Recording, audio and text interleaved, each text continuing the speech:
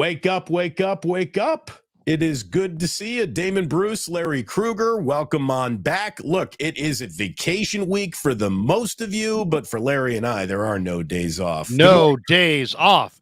No days. Oh, okay. Sorry. What's going on, man? How are you? It is, let me tell you, it was a rough afternoon, clearly, for the 49ers. Well, I guess I should say evening. That was a night game. Rough night on Christmas for the Niners. It has been an even tougher week for 49ers fans online. I have never seen a bunch of bandwagon hopping, get me out of here. Even though Kyle Shanahan has had a long winning streak this year, 2 5-game at least winning streaks, one of the longest winning streaks dating back to last year in franchise history. There are people jumping off. I mean, faithful? Right. Faithful? I mean, running for the hills. You saying they're running for the hills? Larry, it's amazing. And I really thought that, what's the whole point of watching us, right? You watch us to learn something, or do you just watch us to get angry and throw things at your television? Like, I don't understand. Like, lessons should have been learned throughout this football season that might have been applied to that loss to the Ravens. But there is a serious whiff of panic amongst a fan base that really shouldn't be panicking like this. You can still be the 1 seed, for Christ's sakes. I know. And it wasn't, it wasn't a game they technically had to have. Obviously they wanted it, but the sky is not falling. I mean, at the end of the day, this is the NFL. Anybody can beat anybody. They're the best team in the AFC. They had a great game plan, and Lamar was phenomenal. In my opinion, we went into that game. We talked about it a lot.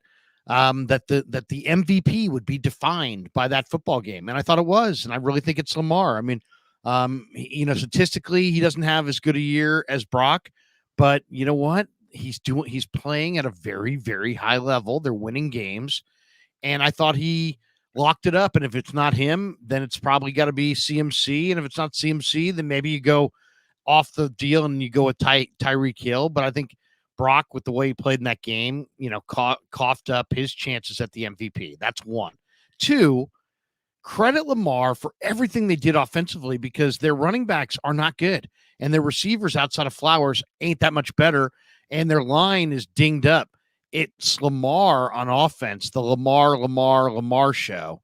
Not that he doesn't have any help, but what he's doing right now is amazing.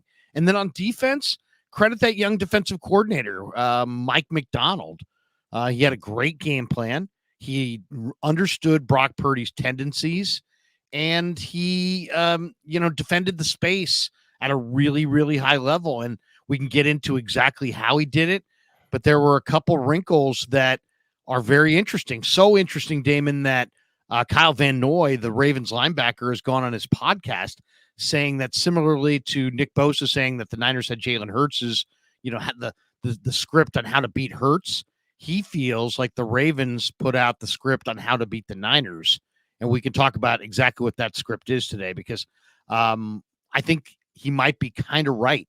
And I'm interested to see what Sunday brings, to see how the Niners adjust. Well, I would like to hear about those things, too. I have not heard the Kyle Van Noy podcast, so you're going to have to illuminate me as to what is going on, what he thinks the Ravens have found.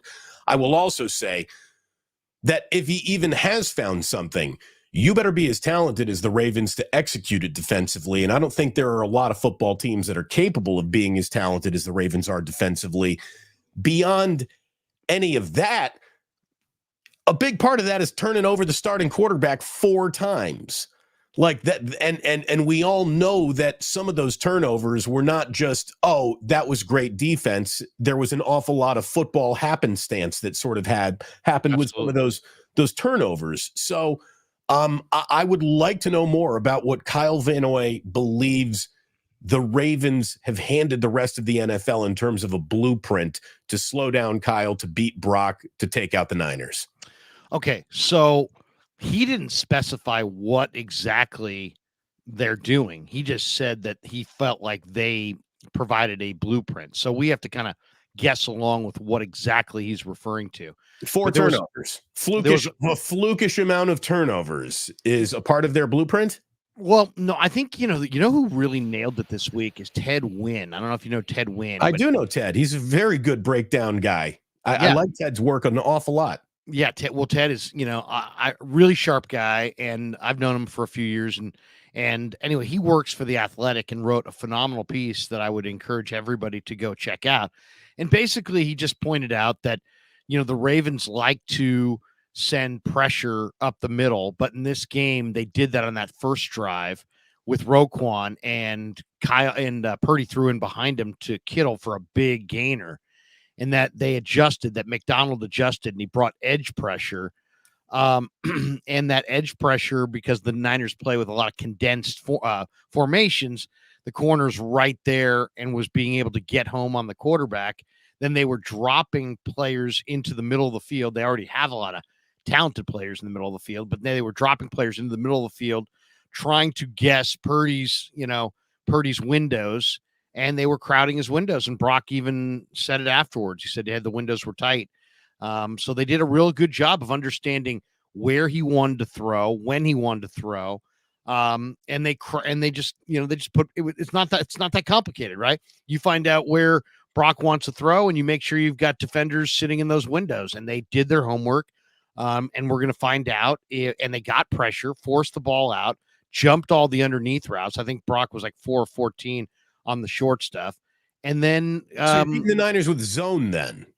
Well, I think the game plan might be to edge pressure with corners and force Brock to throw it somewhere besides the middle of the field if you're going to put all these defenders in the middle of the field, whether it be zone or man. If you're going to try to cheat in the middle of the field and sit in those spots, then he's got to adjust. Kyle's got to adjust. More corner routes, more out routes, stuff outside the numbers, different angles, fewer anticipation throws in the middle of the field. If they're sitting on the routes, like one of the things that was real clear to me, and because of the holiday, I didn't study this film like I normally would, but I did watch the All 22. And the one thing that stood out to me, Damon, was that Kyle Hamilton on a lot of those drops really was in position like he was reading the receivers, but he always had his eyes on Purdy. And you can kind of see the angle of his helmet. He's always studying Purdy. So I just think he got a deep drop, was aware of the routes, and then he would be there if one of his corners got really burned. But otherwise, he was totally dedicated to just jumping every in-breaking route in the middle of the field, going either direction. So I thought it was a good adjustment. Now, can the Commanders do that to the 49ers? The Ravens are uniquely skilled in that Roquan, Patrick Queen, they played Darby outside and they moved Marlon Humphrey inside. Hamilton, these guys are great players. Almost all those guys are Pro Bowl caliber players. So that's what they have in the middle of the field. But the Commanders do have Cameron Curl. They do have Kaliki Hudson and Barton, and they've got some underneath defenders. But I think it's going to be interesting to see if the Niners see that kind of pressure this week off the edges, blitzes, 5-man, 6-man pressures from the corner, from the slot. And then if so, where does Brock go with the ball? Right. The thing that I think scares me the most about, any element of the Commanders being up here on the schedule at this point in the season, we all know that the Niners are they're a much better football team. They're better constructed. They're better coached.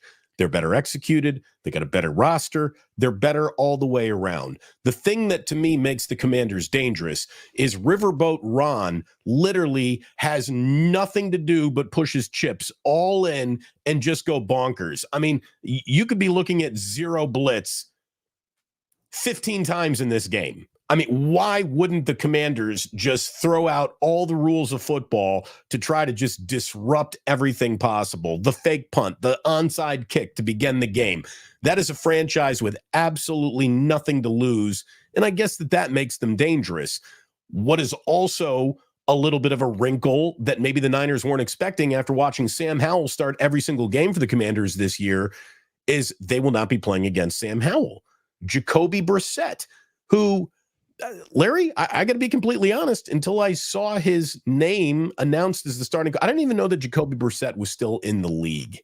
I didn't know who he was rostered by. Yeah. Now, I also have to say that thanks to more than decades of not mattering and Daniel Snyder being just so dislikable, I know less about the Washington Commanders than maybe any other team in football. I'll just admit that right now. I mean, I can tell you that, Brian Robinson Jr. is a decent running back. I think that Terry McLaurin is a good, wide receiver, but for fantasy football, I'm not even really familiar with them. I do not watch Commanders football. I didn't watch much Redskins football at the end of that tenure. This is a team that I will readily admit I don't know much about, but I know that they're bad and the Niners are not bad, but a team with nothing to lose is a dangerous football team. So, this is the details on, obviously we know Brissett's been in the league for a while, but they benched Sam Howell. He had started the first 15 games. And he just, he was sacked a ton. I mean, he was sacked 60 times. From weeks 4 through 10, Howell threw 14 touchdown passes, 4 picks, but he led the NFL with over 2,000 yards passing. And so he, in that period of time, but he had been sacked an NFL high 60 times. So, and I actually read an article, Larry, that says they're not benching Sam Howell because they don't like him. They're benching Howell because they do. And they just don't want him to take any more punishment this year. Well, exactly. I mean, and I think you can tell in the last few weeks that he's like mentally fried. He's been benched in each of the past 2 games. Brissett each time came off the bench and rallied the Commanders. In fact, in Brissett's first 5 drives in those fourth quarter in those games, Washington finished with touchdowns. So he gave them a huge lift, and the Commanders came back. They were down 28-7 against the Rams, and they ultimately lost 28-20 on December 17th. And then last week, Brissett entered down 27-7 against the Jets and guided the team to a 21-0 run. Near rally. So, yeah. So, he's going to step in. He's the veteran. They're for them, though, they've got a banged up offensive line and the 49er defensive line hungry on the other side. So that should be major advantage Niners. And, I was thinking, Jacoby Brissett had certainly the air of mobility around him when he was in New England, then when he gets to Indianapolis. But that's years ago. I don't know if Jacoby Brissett is quite the athlete that he used to be. Who among us are, right? So I don't know if he is a dual threat in a way that they have been, concerned about dual threat quarterbacks and have done a pretty good job playing against dual threat quarterbacks this year. But that's normally a blind spot for the 49ers defensively. I don't know if that's something that they need to worry about. Let's be completely honest. This should be an overwhelming afternoon of 49ers football. It really should be if everything goes according to plan, if everything goes according to the script. But expect Ron Rivera to just throw the kitchen sink at you. I mean, because there's no reason not to. Their season is all but over, and the only role they can play is spoiler. So they'd love to play that role. Oh, yeah. And Brian Robinson, who's nicked up, is going to go in this game, and he's a good back. And McLaurin, as you mentioned, is a really good receiver. And Curtis Samuel's an NFL receiver, and the Penn State kid's not bad. So, I mean, they've got guys. But as far as their defense, it's amazing. They got some really, really unique numbers when you look at their defensive profile. They're dead last in the NFL in points allowed per game. They give up 30.2 points per game, but they're 6th in yards allowed. How about that? That's not a I mean, give you by comparison, the 49ers are 3rd in the NFL in points allowed. They give up 17.8 and they're 11th in yards. So they've given up more yards and points. That means they kind of, they bow up in the red zone and correlates. Yeah. But 32nd in points and 6th in yards. So that basically means that their offense has turned the ball over a lot deep in their own territory. And so that's what's kind of imploded their season. And if you look at their turnover differential, they're -10. That's 31st in the NFL. They only have 7 interceptions all year. That's 29th in the NFL. Their pass D is 31st ranked in the NFL. So but they're 23rd against the run. So they're not great against the run either. The thing is the Niners should put up 35 and win this game going away. But we'll see, because the one thing that when you do see a team that's 4-11 and you see that they're 31st in the NFL in turnover differential, they're minus 10 on the year. That probably has a lot to do with Sam Howell and the rookie quarterback. Now that they have Brissett in there, they're taking care of the football. That little thing could come back to back to the mean or whatever it is. Right. And suddenly they're +2 in turnovers. I mean, it's just like this Ravens game. If the Commanders are +2 in turnovers, it could be a long day. Yeah, no, you don't want to lose turnover battles. You just don't. It has never been a good way to win a football game in the NFL. All those defensive numbers, this is a team that let go of Jack Del Rio as their defensive coordinator, and they did that like a week or two after they traded away their best defensive players, which I thought was sort of a rough outcome for Jack Del Rio. It's like, we're gonna trade away your two best defensive linemen, and then we're gonna fire you. I mean, that's a rough way to go about a season, but it just sounds like it's been a defensive disaster. Maybe not even all the fault of the defense, like you just said. You got an offense putting you in short fields and bad positions. I can't even tell you who the Commanders' punter or kicker is. I mean, I could look it up. But again, here's the thing. We know enough stuff to not have to pretend about the things we don't know. And I'm going to be completely honest. I am unfamiliar with the Commanders. It is the 49ers' job to be more familiar than I am with the Commanders. And look, I think that they got the right coach to do it. And I do think that Ravens game will provide, if there were ever a guys, we got to be better game to work from for Kyle Shanahan, it was that one. He's still going to be coaching against the Ravens when he's got the team out there against the Commanders. They've got some, that isn't us. That's not who we are. And we're going to put who we are back on film for everybody. Motivation this week, you would think. And they got 2 games to win, Larry. I mean, that's the thing. There's no wiggle room in the Niners season. They control their own destiny and can be home for the playoffs. They don't have to leave the West Coast time zone again this entire football season if they win their next 2 games. So that all starts with Washington. I think it's a chalk it up to a win, and I will be stunned, and I might be some of the unfaithful hopping off that bandwagon. If this team were to lose in Washington, it would absolutely reframe all of my expectations for them. Oh yeah, I mean, they should win 35-6. You know what I mean? This should be a real blowout. This Commanders team is circling the drain, but for Jacoby Brissett, it's like he's a veteran. He's definitely done good things for them. He's got a full arsenal of good receivers. I mean, Terry McLaurin takes a backseat to nobody. Jahan Dotson, Curtis Samuel.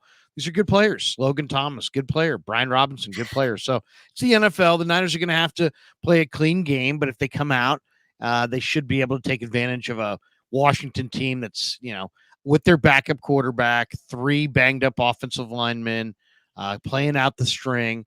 On defense, when I asked Brock about it yesterday, I said, what stands out about their D on film? He said 94, 93. Jonathan Allen is 93. Deron Payne is 94, and they're both in the middle of the defense. They were first-round picks in back-to-back years, 17 and 18. And, they don't have Chase Young. They don't have Montez Sweat, but they do have some speed at linebacker. And we'll see. We'll see. I mean, it's just going to be really about the same things, that they struggled with this last week. They got to take care of the football. They got to protect their quarterback. And they got to, they've got to make sure that they get after Brissett a little bit up front. And if they do that, they should win this thing going away. You think that Shanahan, Steve Wilks are sitting Chase Young down in a special just the 3 of us lunch to go over some institutional knowledge he might have at the franchise? That's always possible. That's always possible. We asked Chase. We did a little interview with him earlier this week. He said he's really eager to get back. We said, what are you most eager to do when you get back? And he's like, I've got 3 dogs that I haven't seen since I was traded. He's like, I want to spend Saturday with my dogs. Thought that was kind of interesting, but it's a business trip. He's looking at it as just another game Everybody's it's hilarious too, because everybody's around him trying to play the touchy feely. Hey, do you have some friends and guys in the other team? Like it's a Boy Scout sleepover or something. He's like, well, watch out for Cameron Curl. He did say that, the safety. But did he say watch out for him like that guy parties? Watch out for him. Yeah, no, he was talking in a football sense strictly. Okay. But yes, he's like, watch out for Cameron Curl back there.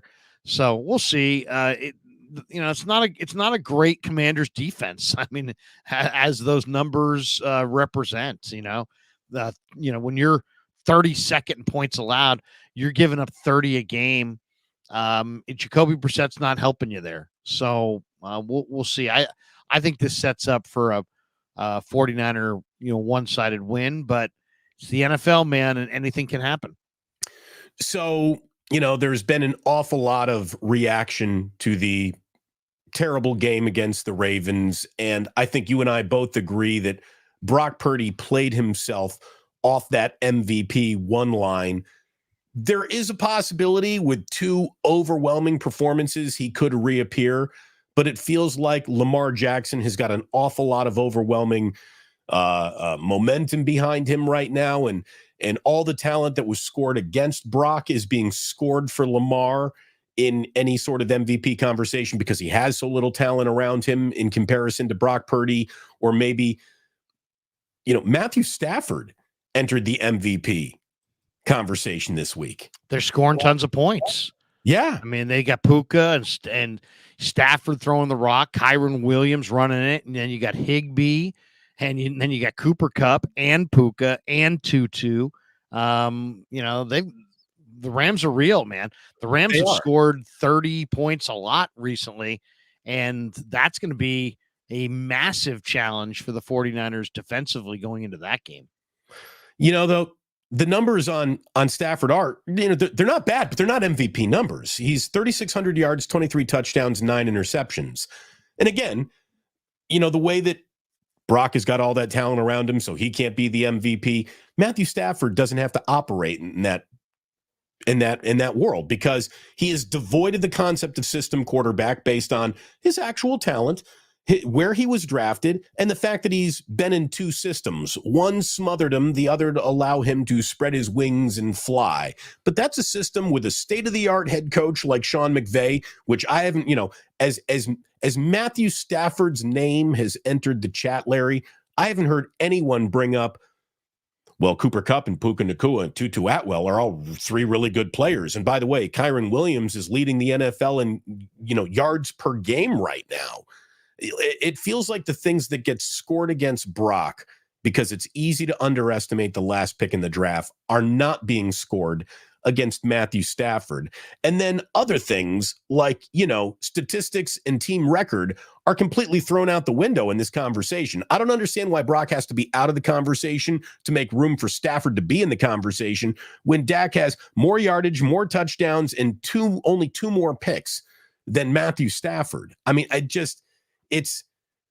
it's so overreactionary. We can't take one game and try to make an MVP argument or disqualify someone from that argument based on one game, no matter how good or bad it really was. It's just like the Heisman Trophy discussion. It's just like a discussion that goes back and forth and back and forth.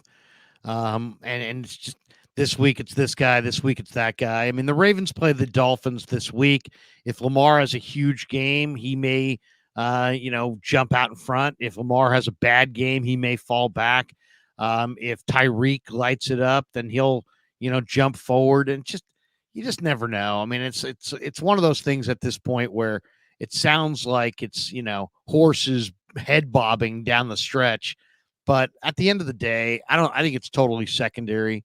The real race is for the Super Bowl, and all this stuff is just, right. I mean, it's nice filler talk, but it's just filler. And I don't really think that, the Niners have two legitimate MVP candidates, but if you ask me who I would vote for, I would vote for Lamar because I don't like the weapons that he has around him. His line's totally beat up. He's carrying his team to the best record in the AFC. The AFC, if anything, to me, based on what I've seen, looks like it may have the best teams. So, they're the best play. He's the best player on the best team in the better conference. He'd get my vote right now. How about just giving it though to Christian McCaffrey? Because it feels like if you did, we would kill two birds with one stone. We would offer up an MVP candidate that I don't think a lot of people could poke holes in. Like, all you need to do is look at Christian McCaffrey's season and you're like, okay, all right. And number two, it would turn the award into something other than just a who is the best quarterback conversation. And I do think that the NFL's MVP award deserves to be more than one position group. I agree. It should literally be the best player in the league, but it's become a quarterback award. So I think Brock still has a real shot at it because he's got the best numbers. He's got the best numbers still. He's number one in most categories for quarterbacks. Even with that bad game of his. I mean, here's the thing. If 3,600 yards, 23 touchdowns, 9 interceptions, and those are Stafford's numbers, could qualify him for the MVP, what about 3,600 yards, 20 touchdowns, only 5 interceptions? You know who that is? That's really another one-man army himself. That's C.J. Stroud. C.J. Stroud. I mean, you can make an argument that C.J. Stroud is doing more to get his team into the win column all by himself than anyone. You know, I mean, at least Lamar has a Super Bowl winning coach to lean on. Stroud is leaning on a rookie head coach who might be the coach of the year, who could be the coach of the year. You would think that he would be well, maybe not. We'll see. I mean, but yeah, I would vote for D'Amico. I mean, I think they won 3 games last year. This isn't going to win me any fans here in the chat room, but you know who might be the MVP with his 3,900 yards, 30 touchdowns, and only 7 interceptions if he plays really well in the last 2 weeks? Those are Dak's numbers. Yeah, but I mean, Dak's got some really good numbers, Larry. He does. He definitely has really good numbers. To me though, when I see that, I mean, just the fact the head-to-head with the Niner game was just an unbelievable nightmare game for him. I just have that etched in my memory. So I have a hard time. He had 3 picks. He was kind of the reason they lost. But my disdain for the Cowboys. I don't really believe in the Cowboys. I mean, they're 7-0 at home. They blow people away at home. They're 3-5 on the road. They've lost 2 in a row down the stretch. The Niners beat them, hung 40 on them. They run the ball on them every single time. They stop Dallas's run every single time. I don't know. Dallas. I don't fear Dallas. That's for sure. I don't fear them, but that's a team that can. While you're not got good numbers. Yeah, he's got good numbers for the year. For the year, and that's. I mean, if it was just about numbers, I think it would be CMC. He's been fantastic, but the running back. It's just that seems like it's a quarterback award. It's been a quarterback award. It would seem funny to change it right now. To all of a sudden, it's not a quarterback award. Why? Because Brock Purdy was drafted last, and he's got the best numbers. So we'll see. But I mean, I personally, I thought if Lamar has a big game against the Dolphins, I think it's his. I do too. I think that if he has not only if the Ravens win, but if he has a day where his numbers are even above his average, it'll be his. I just think that there's a groundswell of support for Lamar right now. And why wouldn't there be? That team's got the best record in football. And it's How about Joe Flacco last night? I mean, a lot of people talking about Joe Flacco, Damon. I mean, look at the Browns suddenly. The Browns are 11-5. They're 8-1 at home. Flacco, who won the Super Bowl MVP against the Niners in New Orleans, 309 yards last night. Super Bowl runs ever, by the way. Yeah. 3 touchdowns and 309 yards last night. And he's playing really well, and they're playing really well. And it's like they've got a really good defense. And yeah, Flacco is, at this point, 38, but he's still 6'6", 230. He's got a gun. I mean, look at some of these passing. These are the yards he's thrown for. First game, 254 yards. Then 311 yards, 374 yards, 368 yards, and 309 yards. And he had all of those numbers in the first half of yesterday's game, right? So, I mean, 13 touchdowns, 8 picks in his game this year. So look, I don't think there's an MVP conversation for him because you can't walk in out of nowhere. But who maybe is more valuable than the guy who walks in off the street that gets you into the playoffs when it looked like that wouldn't happen? Let me ask you this, though, Larry, because MVP won't be Flacco's. Could he be the comeback player of the year? Can you start 5 or 6 games and still qualify yourself as the NFL comeback player of the year? I think he could.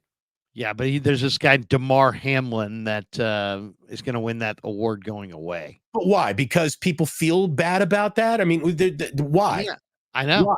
Is Damar Hamlin having a because better, because he almost died on the field, and Sure, he's playing the next year, and they've come got back such from death? huge. If you come back from near death, the award is automatically yours. I thought football had to do something, because find me a more disappointing team than the Bills. Well, I I'd have to look at who's on the list, but I would imagine Damar gets it. I mean, heck, if you wanted to say comeback, Brock Purdy tore his elbow out, and he's in the MVP race this year. How's he not in the comeback player of the year award? I mean, Guys, hi there with the poop emoji is his thing, says, because he almost died. You can't beat that. Okay. All right. I mean, I guess that's. Smiley Dan says Hamlin barely has a roster spot. I know, but he did almost die on the field, and he is back. I don't know. Look up the odds on that. Maybe I can find that for us. The Jimmy Shapiro lines on. Look at it this way. I haven't heard Damar Hamlin's name all year. So don't tell me he's having like some great year. I'm happy that he's still with us. Let's tread lightly on this one. But that is he worthy of comeback player of the year when Joe Flacco is literally, come back from the professional dead? Yeah, Damar Hamlin is currently the favorite. All right. But that feels like an emotional vote more than it's like an actual. What has he done? These are the guys on the list: are Damar Hamlin, Joe Flacco, Baker Mayfield, Matthew Stafford, Tua Tagovailoa, and Damar is the favorite right now. It feels a little performative. I'm not going to lie. It's a very unpopular take, but it's a hot one. It's a hot take. Is it a hot take? I mean, if comeback player of the year, the guy almost died on the field, for crying out loud. Everybody, people that don't know nothing about the NFL, are walking around praying for Damar Hamlin. I mean, the fact that this guy came back this year, this is just locks it up. Joe Flacco is literally calling teams at the beginning of the year. No one's even interested. Who was praying for him, Larry? Yeah. It should be, really, if in a football sense, it should be for sure Flacco. Okay, well, that's where I'm over here talking about football sense. I'm not talking about warm feelings and fuzzy I know, emotion. but it's the way things are. It's just Damar Hamlin almost died. People know about it. There's there's going to be like a Disney after school special about it, and that's it. He's going to win it. Hey, I had a stroke. I almost died. Nobody gave a shit. Maybe. You deserve the Bay Area Sports Hall of Fame Comeback Player of the Year award. Seriously, I didn't get a broadcaster comeback player of the broadcaster. Here's another thing I didn't get. That would be awesome if you were honored as a comeback player of the year. Well, here's the thing. Tolbert scooped me because while I was laying in the damn hospital with my stroke, he had his heart attack and his thing. So, your thing was just nothing. Yeah, seriously. You might as well have just had bunions or something. Give that award to Tom Tolbert. He out-serioused you. He really did. He really, really did. But look. All we care about is that both of you guys are healthy and back with us. That's all that really matters. That's all that matters. These two guys are still in the game. Did you see, by the way, the Warriors gave a couple tickets to Murph and Mac? And gave now I don't know if this was new. What do you mean a couple tickets? Or I don't know if these were old pictures that were put forward, but it feels like the Warriors got Murph and Mac together and gave Murph a jersey or Mac a jersey, saying hey, thanks for all the years of broadcasting and all that stuff. And he was really beloved. You know who wasn't? Me, apparently, because I was literally the afternoon drive host on your flagship station who got laid off. I didn't get a jersey. I didn't get a hug from Raymond Ritter. Nobody gives a fuck. No. Nobody. Well, True Blue Fab, thank you, True Blue. I do appreciate that. Yeah, True Blue says, we care, Damon. We care. Thank you very, very much. I got a lot of people on here saying, we care, Damon. We care. There's a few people here who don't care. That's for sure. T from the 203. So that's an outrage, Damon. Outrage. Here we go. Nicotina in the house. Damon Bruce, YouTube comeback sports talk radio personality of the year. I mean, yeah, wait a second. The Bunions of the Year award. Thank you. You wouldn't believe the bunions this man came back from.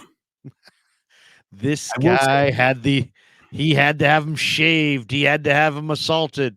Have you ever seen, though, those channels that show surgery? Bunion surgery is one of the most, your skin's going to crawl surgical procedures I've ever seen. You can't watch it. It's, oh my God, it's terrible. I try not to watch any surgeries. Actually, I'm doing fair enough. I'm a surgery virgin at this point. Are you living a surgery-free life, Larry? No, I mean, have I had a surgery? Yes. I've had back surgery because I had a disc problem. What else? I think that might be my only.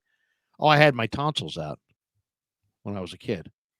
It's a very serious surgery. And here you are, still talking for a living. It's amazing. It's really absolutely amazing. Hey, I want to talk about a couple of other quarterback names. Wait a second. Wait, one more. JW. Is this the week where you go to DC and bang some DC moms? JW. Look at it this way. I mean, that's really getting around the NFC East. You bang the Eagles fans' moms, then you bang the Commanders fans' moms. You already banged the moms of all Cowboys fans. Giants run on the schedule this week. This wasn't a family. Wasn't this a family show? Not really. No. Okay. It was really never a family show. I don't think anyone described it at that. What do you think is happening in Denver? Come on, Mom and Dad, gather around. Damon and Larry are talking around the campfire. Ooh, yeah. Do you feel it? You feel this? The embers? Oh, we can't call it 49ers wake up anymore, so we're calling it bunions and banging. What if we just wake the fuck up? Wake up, dickheads, with Larry and Damon. Big lot of bowl games today, by the way. I'm fired up for some bowl games today. But I got a huge day today, man. I'm going to be everywhere. I got Chase Senior at 10:45. I'm on the radio from 2:00 on. But I got college football on the brain today. I love the bowl season. I'm that guy. I want to congratulate you on the $75 you're going to make this afternoon, by the way. Congrats. Thank you. Clemson, Kentucky in the Gator Bowl today, Oregon State, Notre Dame in the Sun Bowl at 11 a.m., Memphis State and against Brock Purdy's alma mater, the Iowa State Cyclones in the Liberty Bowl, the AutoZone Liberty Bowl, and tonight, 5:00, Cotton Bowl Classic, Missouri and Ohio State. And if you're if you like, football players for the draft, that's the game to watch. Yeah. Missouri's got an offensive tackle named Javon Foster, who's probably going to go in the 3rd round. To me, he's the sleeper offensive tackle for the Niners in this draft. So watch. And they've got a corner named Rakestraw for Missouri. They also have a linebacker, Tyron Hopper. That Missouri's got some real talent. Oh, we might have a tiger. We might have a tiger in the chat. We got a guy named Eric Wall saying Missouri plays tonight. I'm pumped up. Well, M-I-Z. Yeah. Missouri. I like Missouri too. I mean, the Buckeyes are damn good. I don't know about the wager on that. We'll see. Sometimes the Buckeyes show there. Sometimes they don't. Buckeyes are 11-1. They're stacked. They're 5-point favorites. But the quarterback's out for the Buckeyes. Do you see the Pop-Tart Bowl? Do you see all the memes with the Pop-Tart? Which one was that? Which one? I didn't see the. There were Pop-Tarts. My timeline was crawling with highlights from the Pop-Tart Bowl, but I can't even tell you who played in the Pop-Tart Bowl. All I can tell you is how much run that Pop-Tart costume got. And at the end of the bowl game, to present the trophy, the Pop-Tart Bowl champions with their bounty, right. You win the Mayo Bowl, you get a bucket of mayo dumped on West you. Virginia's head coach doused in mayo. So guess what happens at the Pop-Tart Bowl? It was K-State over NC State in the Pop-Tart Bowl. So the Pop-Tart Bowl had a big, 3-story tall toaster wheeled out into the field, and of somebody dressed as a Pop-Tart mascot then jumps on a platform that lowers the Pop-Tart into this grand toaster, and then the Pop-Tart comes sliding out, and it's not the person in the Pop-Tart, but it's an actual now like life-size 8-foot long Pop-Tart that comes out of this slot, and then the whole team starts snacking on this large Pop-Tart. And that is how you celebrate a victory in the Pop-Tart Bowl, Larry. That's how your grandfather used to do it. So that's how the kids do it these days, too. It's the granddaddy of them all, the Pop-Tart Bowl. Wow. Look at that. The Pop-Tart Bowl. K-State celebrating the Wildcats over NC State. I'll have to tell T.Y. McGill, his NC State Wolfpack. So Smiley Dan, who's always safe, by the way. And by safe, I mean high as fuck. First ever edible trophy. Not true at all. The Orange Bowl used to be full of actual oranges. Oh, yeah. And they'll throw some oranges around on the sidelines for the guys. The Sugar Bowl used to be a bowl of sugar. So you can eat sugar, you can eat oranges. So it's not the first ever edible trophy. It's the first ever Pop-Tart trophy. That's for sure. What's your favorite kind of sugar? White sugar, brown sugar, brown sugar, brown sugar. How about a little powdered sugar? Well, only in powdered sugar, only in Las Vegas. But brown sugar for sure. I like brown sugar in the coffee. Brown sugar is what I put in the pancakes. Brown sugar is what I use to make my French toast dip and mix. So we're very pro brown sugar here in the Bruce household. There you go. You know your way around the brown sugar. I do. Tiny little bit with some berries. Oh, it's always nice. By the way, there's a reason why the Rolling Stones don't play that song anymore in concert. Why is that? Holy shit, Larry, go read the lyrics to Brown Sugar. It's about a slave trader raping a slave. Great. Awesome. There's a reason why the Rolling Stones were like, yeah, ixnay on the brown sugar, yay, which is too bad because it's a great song. But you get into the lyrics of that song and you're like, whoa, wow. Okay. That's tough to pull off in 2023. T from the 203 says powdered sugar all day. Well, he's from Miami, so I know what that means. Powdered sugar on some like French toast. It's hard to beat that. Do you ever see that they did a trade? There is an element of cocaine on every single bill being circulated in Southern California. What? That you can find trace amounts of cocaine really on just about every single, I think it was $100 bill being in Miami. Maybe not anymore because people make better decisions in 2020. Can I show this on camera? Trademark it's a trademark infringement, Larry. Seriously, I had our friend. Well, I don't know if he's your friend. He should be your friend. He should be everybody's friend. This guy named Mark Persante, he's no friend of mine. He's a friend of yours. He's in the chat right now, I believe. Okay, I'm just joking. But he's a good friend. He's a dear friend. Yes, I met Mark at a fish show many years ago. We traded numbers. We've remained in touch ever since. He's nice enough to send my boys Christmas gifts and things like that. And he sent me this really cool. It's like a Grateful Dead Steal Your Face, but in the middle of the logo, instead of the lightning bolt, it's the 49ers logo. And I almost grabbed that to wear on today's show. And then I thought, we'll get an email from the Niners if I do that. So I'll have to wear it on one of my own shows. Damon, cease and desist. Please cease and desist. Cease and desist. Bunions and banging moms. There you go. Cease and desist. Bring on the Commanders. Bring on the Commanders. Bring on the Commanders. One more question. No, I don't answer questions. About the NFL. You're feeling frisky today, Larry. I can feel it. This is the way I get when I don't get a lot of sleep. I just get combative and I just start yelling. It's going to be an afternoon on 95.7 The Game, everybody. Be there. Yeah, seriously. As I discussed last night's Warrior. No Kyle Lowry. No Jimmy Butler. No Caleb Martin. No problem. Heat roll in and roll out. Big winners. Did you hear Fitz's call where at the end of the game he's like, "Look, there, this league, some nights these things happen." Like, no, Fitz, you can't play that card tonight. That's a Heat team without Lowry and Butler, for goodness sakes. Come on. Yeah, that was not a good one last night. Bad. Not a stellar performance from the home five. If Steph Curry isn't dropping more than 30 any night, the Warriors aren't losing, or the Warriors aren't winning that game. Like it's Curry for 30, and then good luck with that. That's how the Warriors win now. And so I don't know. I mean, I know that we're talking Niners, but I don't know what Dunleavy's going to do, because if you look at that situation, you don't want to move Kuminga, but you know what? He's the guy that everybody's going to want. I'd send Wiggins to fucking Santa Cruz. I mean, Wiggins has made like $200 million in his career, so it's like he's having a hard time. Seemingly getting it dialed up. He had 11 last night off the bench. Trace Jackson, though, guess what? Trace Jackson now, I believe, has 3 double-doubles. Kevon Looney, 1 double-double. Yeah. I know who I would be starting.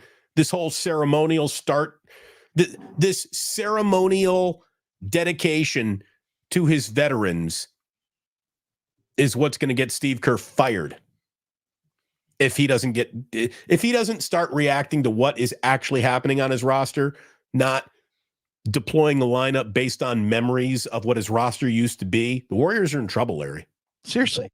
They had to play Barbra Streisand at the beginning of, memories at the beginning of every game, because it's like the starting lineup should be Curry, Pajemski, Kuminga, Trace Jackson Davis, and Draymond when he comes back. That's what I would like to see as the starting lineup, and let Wiggins and Clay come off the bench.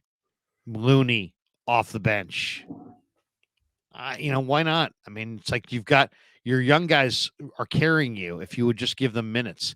Moses Moody had 11 points last night. He was plus 10. He only played 13 minutes. And they get drubbed by 12 on their home floor by a team that didn't have 3 or 4 of their best players. So, ouch. Tyler Hero just absolutely had a game. Yep. So what can you should call this Warriors wake up and wait for Joe Lacob's cease and desist. Jaquez was a nice little first round pick too. It was. By the way, T from the 203 runs the board and produced that Miami Heat game back in Miami last night. So we got a radio guy in the chat room too, Larry. Look at that. Welcome aboard. Good production last night. Excellent production quality. I heard it was great on the Miami side. Indeed. I like what you did there. I really like what you did there.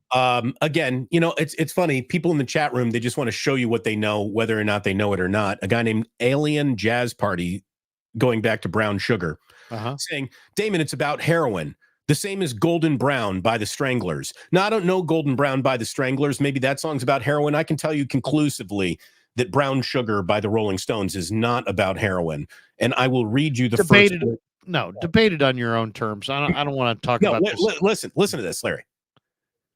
Gold Coast slave ship bound for cotton fields is the first line of the song. Okay?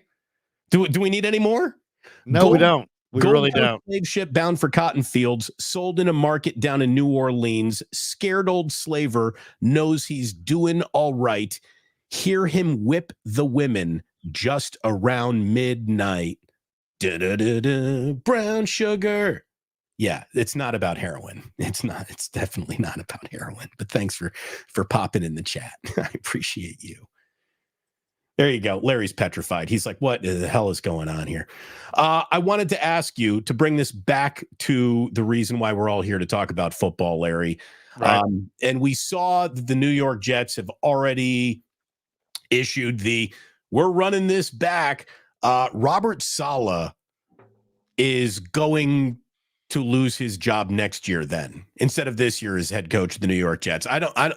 Robert Saleh is a good defensive coordinator. I don't think he's a head coach, Larry. Well, it's a quarterback league, and he doesn't have a quarterback. I think that's really what it's about. He's got a pretty good defense. He has a great young receiver. He just didn't have a quarterback this year. So, I mean, that's what happens. I mean, it's like almost without fail. The teams that are good either have great quarterbacks or have quarterbacks having great years. And the teams that are awful have either injured quarterbacks or no quarterbacks. So that's why teams stumble over each other wildly trying to draft the next quarterback, and they'll do it again this year. Yeah. So I mean, they just ultimately they got to find their next quarterback. Speaking of your next quarterback, where do you think Russell Wilson's playing next year? Because it's not going to be Denver. I could see him in a couple spots. I mean, what's going to happen with the New York situation with the Jets and Giants? Because I could see him in New York and I could see him back in Seattle if Seattle. With the Giants. You mean with it because it's Aaron Rodgers next year for the Jets, right? I know, but Aaron Rodgers is 39 years old, coming off an Achilles tear. I mean, I just don't think that Aaron Rodgers is he going to be able to come back from that? I mean, that's just a major comeback. To me, that's a major projection.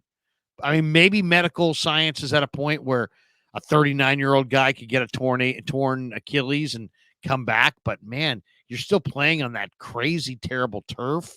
And how long's that going to last? I don't see good health for Aaron Rodgers in the future. Do you? He doesn't play behind a good line.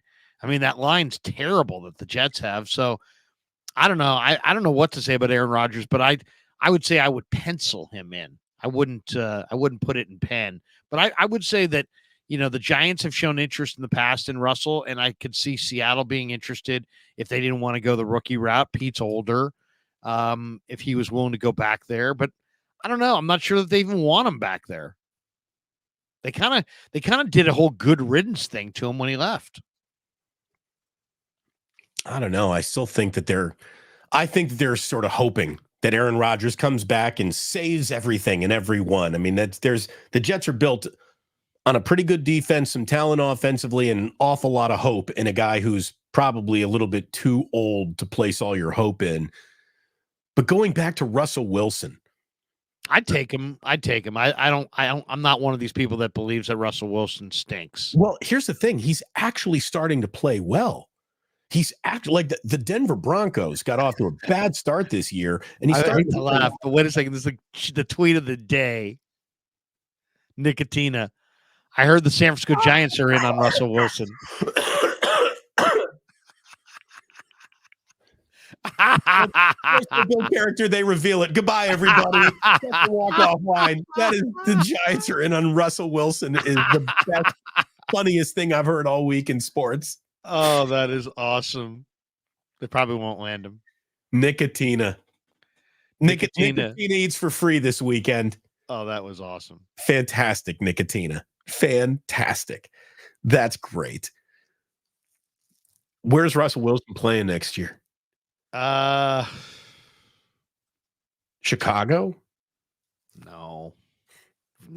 Why do the Bears keep wanting to put people in front of Justin Fields? Just let Justin Fields do his thing, right? How about New England? Maybe New England. Bill Belichick. Well, here's the thing. Is Bill Belichick in New England next year? No, he's not. Jason La Canfora told me last Friday that Belichick has already kind of indicated to people that he's not going to be there. So is Belichick going to take? He says their job. Well, Jason's thought was that he's not going to take any job, and that his next job will be like some kind of front office operational consigliere. Yeah. I mean, it's a grind, man. He's been doing it a while. Well, that's the thing. He's been doing it for so long. I don't know if he's happy doing anything else, right? Like that guy he's married to the game. He's married to the game.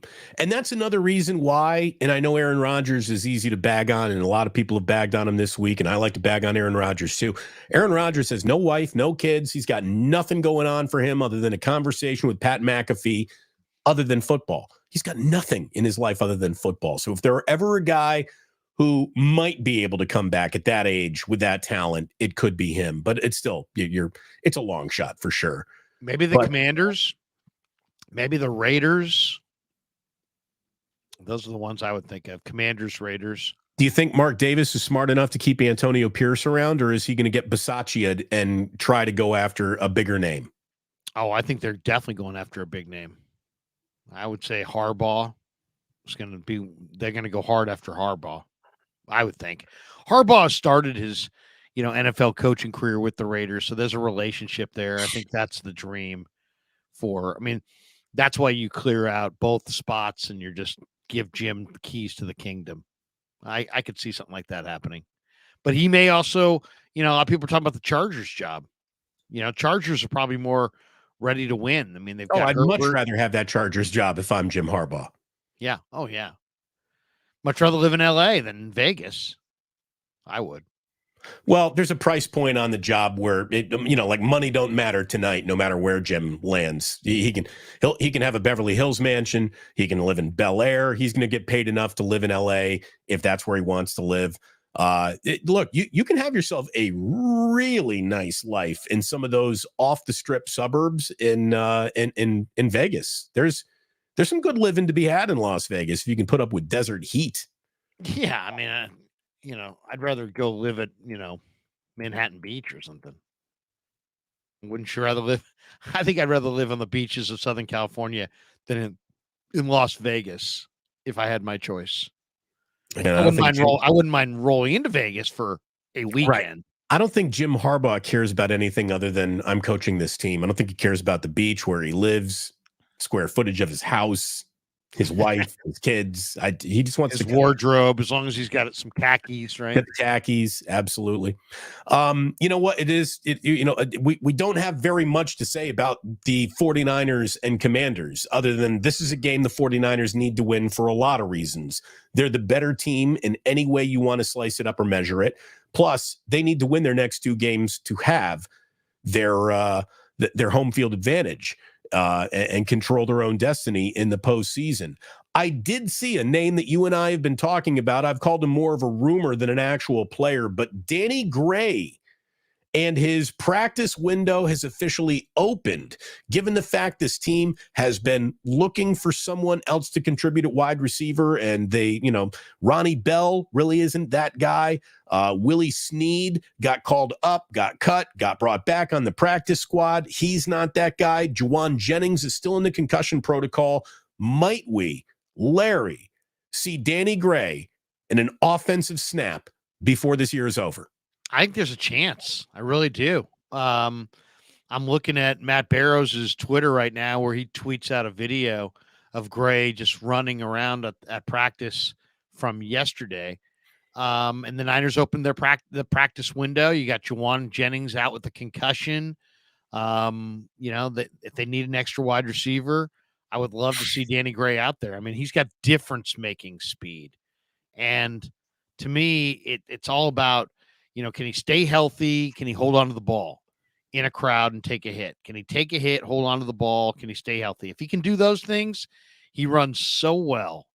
And he's actually not, for a real burner, sometimes those guys don't have great route running ability. He's got decent breaks in and out. It's not like he's just a go pattern guy. But he's got to be able to take a hit and hold on. He's got to be able to stay healthy. But if he does, he's scary. He's easily there. Like when you're watching them practice and he's running around out there, he's easily the fastest guy on the team.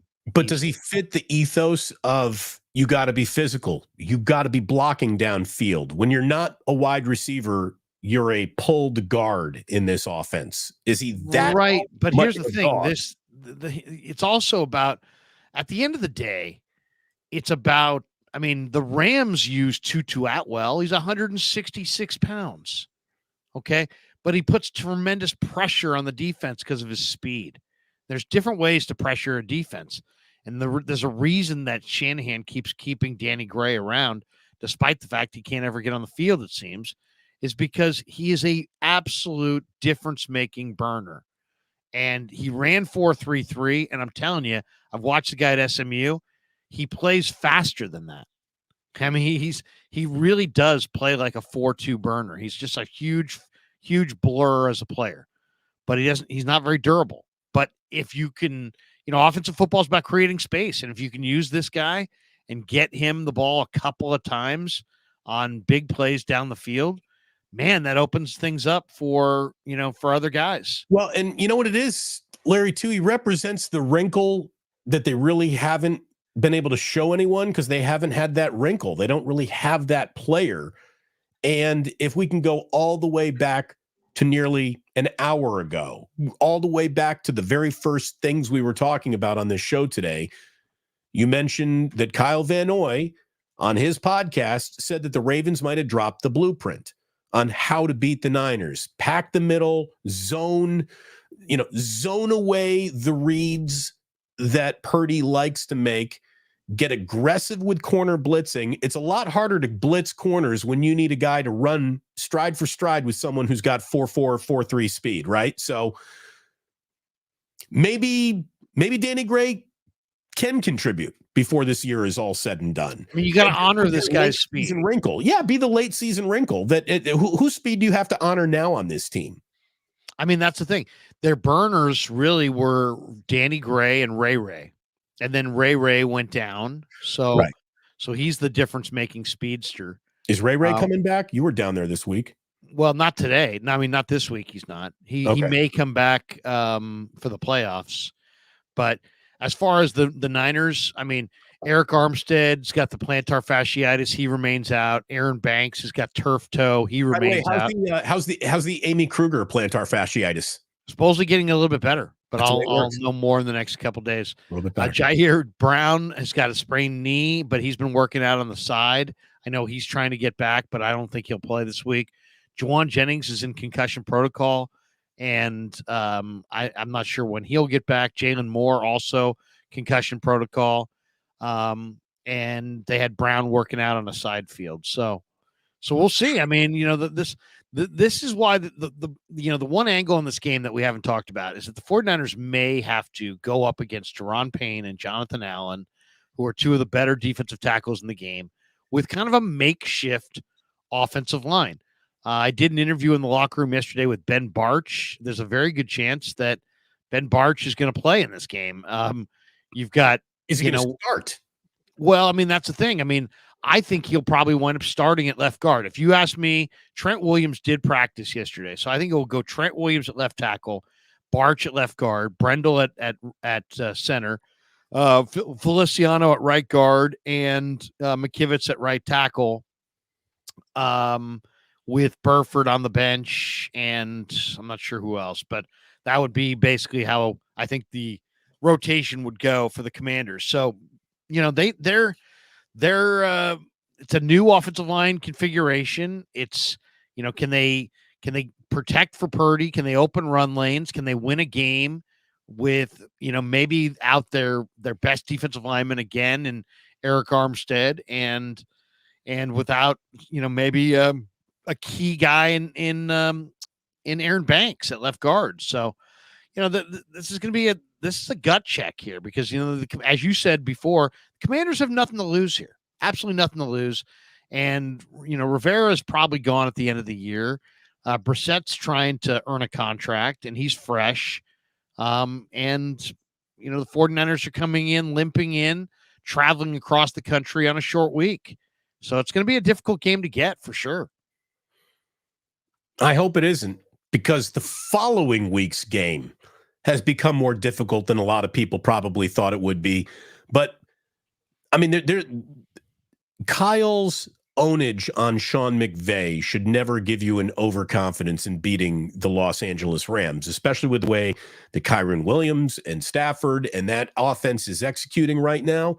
I mean, there is no don't worry about it final game of the year for the 49ers waiting for them. They're going to have to beat the Rams after they beat the Commanders in order to get that bye week. And if you asked me how any real trip to a Super Bowl begins for the 49ers this year, Larry, it begins with a bye week. I don't know if they get there without it.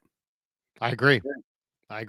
And also there's a chance that if things don't go well, they could get the Rams in week 18 and then the Rams in the first round of the playoffs. And if the Rams are suddenly in this feel good offensively, the Niners could check out real quick. Look, we saw Stafford carve them up earlier, especially in that first half when Without Steve Kupp. Wilks was persona non grata, without Cooper Kupp. Exactly. So that game is more of a meal than anyone was expecting to eat for the final week of the year. That's why losing to the Baltimore Ravens was not just like they didn't really need that game. Oh, no. I mean, totally. Yeah, totally. they did. I mean, they did kind of need that game to give them the margin of error that is now gone. on a grander scale, I think one of the things that the Niners have to address their offensive line in the offseason, no doubt. Sure. They also have to address corner and make sure that they've got the corners to match up going forward in this division. Because when you're talking about Cooper Kupp and Puka Nacua, and I hope this is not a lesson, that's learned late in the year here, but those two guys are, with Stafford throwing the ball, are, that's about as tough as cover as you're going to have. Larry, Puka. And then they've got Atwell's just so fast. So yeah, you've got the speedster, and then you've got these two guys that are just that have the best ball skills and route running, and they're just both like unstoppable veteran receivers. Puka Nacua is having one of the single greatest rookie seasons any position has ever had. I mean, he's unbelievable. His rookie year as a wide receiver in that offense. He catches in a crowd. He's good route running, incredible hands, ball skills, the whole deal. The guy's really, really good. And then Kupp, and then he roasted them early. And now you got Kupp and Puka. So, I mean, this is going to, the Rams are going to be, and then Seattle's got DK, and they've got Lockett, and they drafted the kid from Ohio State who's going to be a good player. So, I mean, you're going to have receivers. Arizona's got receivers. You're going to have to really have good corners going forward. By the way, it's an NFC West versus the East weekend. We got the 49ers at the Commanders. The Rams are at the Giants while the Cardinals are at the Eagles. So, Rams got a kind of an easy one on their schedule. The Tommy Cutlets era has come to a screeching halt in New York. It's going to be Tyrod Taylor going for the Giants, and Cardinals.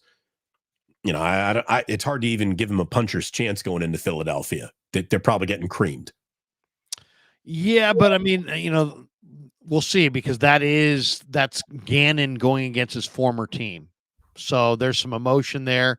Whatever the Cardinals, whatever his best coaching effort is, he's going to deliver it in this game against his former team, I think. So, I mean, don't be surprised if Arizona makes that a close game. Without a doubt. Joel Martinez says, yeah, I can see the Cardinals beating the Eagles. All right, Joel. I hope you're right. Wouldn't that be a stunner? Dolphins, Ravens, hands down, game of the week. It's going to, basically, it's going to set up who's the one seed in the AFC. If the Dolphins lose this game, they then turn around, and in their final week of the year, they're playing the Buffalo Bills for the right to win that division. So there is a massive amount of consequence on this Dolphins-Ravens game, also going off at 10 a.m., same time as the Niners and Commanders kickoff. Yeah. And to me, that one's going to be really interesting, because those two, those might be the most dangerous teams in the AFC right there. Buffalo's kind of hot, and the Browns are definitely looking good, but Kansas City doesn't look like Kansas City, and Jaguars are no. So it's really, it's about what do you think of Miami and what do you think of Baltimore? And those two teams, Baltimore's 12-3, Miami's 11-4. Miami's super explosive. They're different kinds of teams. I could see, if you said, wager on teams going to Vegas out of the AFC, I'd probably put my money on Baltimore and Miami. It'd probably be a decent investment.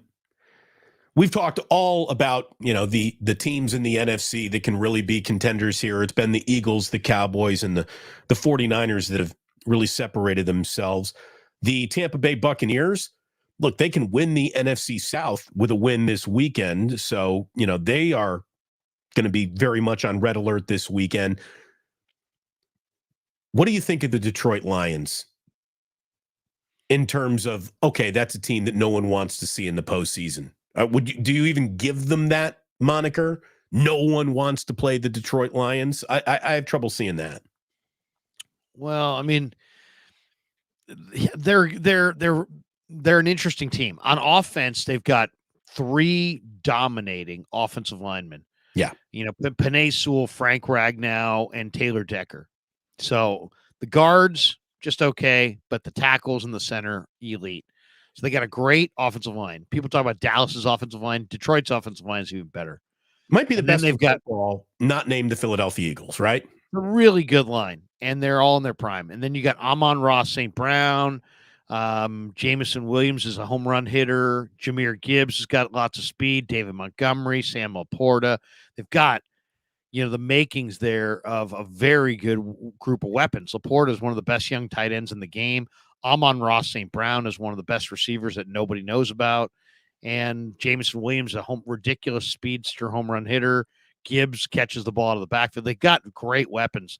Right. David Montgomery is the best back that no one talks about. Yeah, he's a big power back, former Iowa State kid, former Bear, and he can run between the tackles and takes a lot of hits, but he can take the pounding.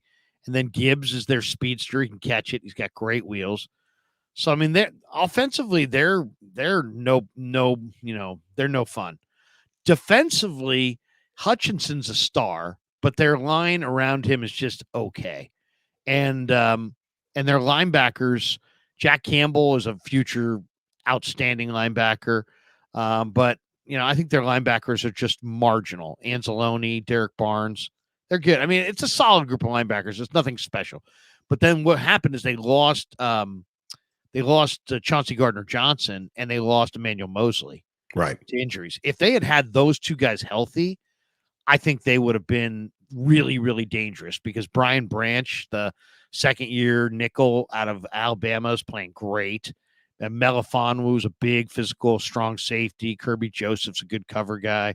They've got some guys, but they lost 2 key defensive backs, and their linebackers are just okay. So, and their defense is Hutchinson, who you can double, and then you don't have to worry too much about the other guys. So, I think they're a year away. They're coming. But defensively, they're another draft away from really being I don't think they can run with the Niners and the Eagles and the best teams in the conference. I don't. Clemson and Kentucky are underway. Big day of bowl games, Larry. I know. I'm trying to debate what I want to wager on today. Hopefully you don't want a piece of that Clemson Kentucky game because it's underway. No, I know. I was going to stay away from that game. Oregon State, Notre Dame, I'm kind of interested in, see what that game looks like. It's Notre Dame by 5, and Missouri getting 5 against the Buckeyes is kind of interesting. So we'll see. I don't know. I haven't decided yet. But I'll say this: I'm going to watch that Missouri Ohio State game. That's going to be, there's going to be a lot of good talent on the field. Draft picks on the field, without a doubt. Draft picks are on the field in that game.